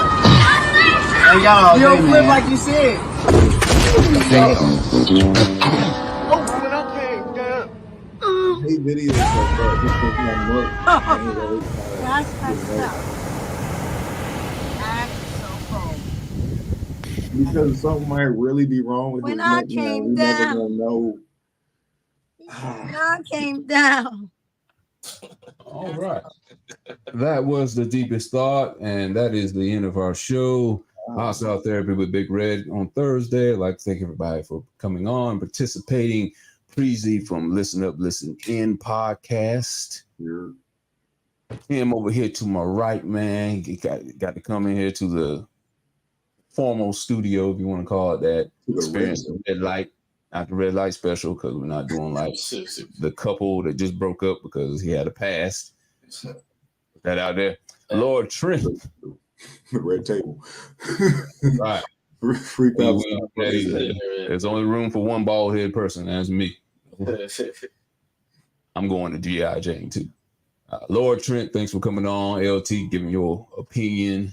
Free Palestine for him, I'm sure. That's Free Palestine. Fuck Israel. Drake is a pedophile. Goddamn. Nah. And the album you're gonna legend up here. You're not getting me sued. The album is trash. 8 a.m. in Charlotte was fire. Who? That's all I got. Free Palestine. Go ahead. See y'all my links. Facebook, Instagram, TikTok. It's the Jiffy Show. And on YouTube it's Jiffyville Entertainment, sports entertainment, man. Just good vibes, man. You know, just thanking God for the day, man. You know. All right. You said what's your name now? What is it? Okay. Facebook, Instagram, and TikTok is the Jiffy Show, like cornbread. TheJiffyShow. And then on YouTube it's Jiffyville, JiffyVille Entertainment, sports and entertainment. Slash the Waffle House. Hey, real quick, little small segment. I used to work at Waffle House, so like, all there right. we go. Hard worker. There we go. It's right. Now look, Cheesecake cheeks. All-Star. Hard. Hey, that All-Star, that's all I get. It's All-Star. What else you need? I like me a good. I like a good Texas melt. You know, I like a good Texas melt with a side of grits. You know. Okay. All right, y'all. Appreciate y'all for coming up here and getting some hostile therapy, not because you want it, but because you need it. We'll see y'all next Thursday. Peace. Okay.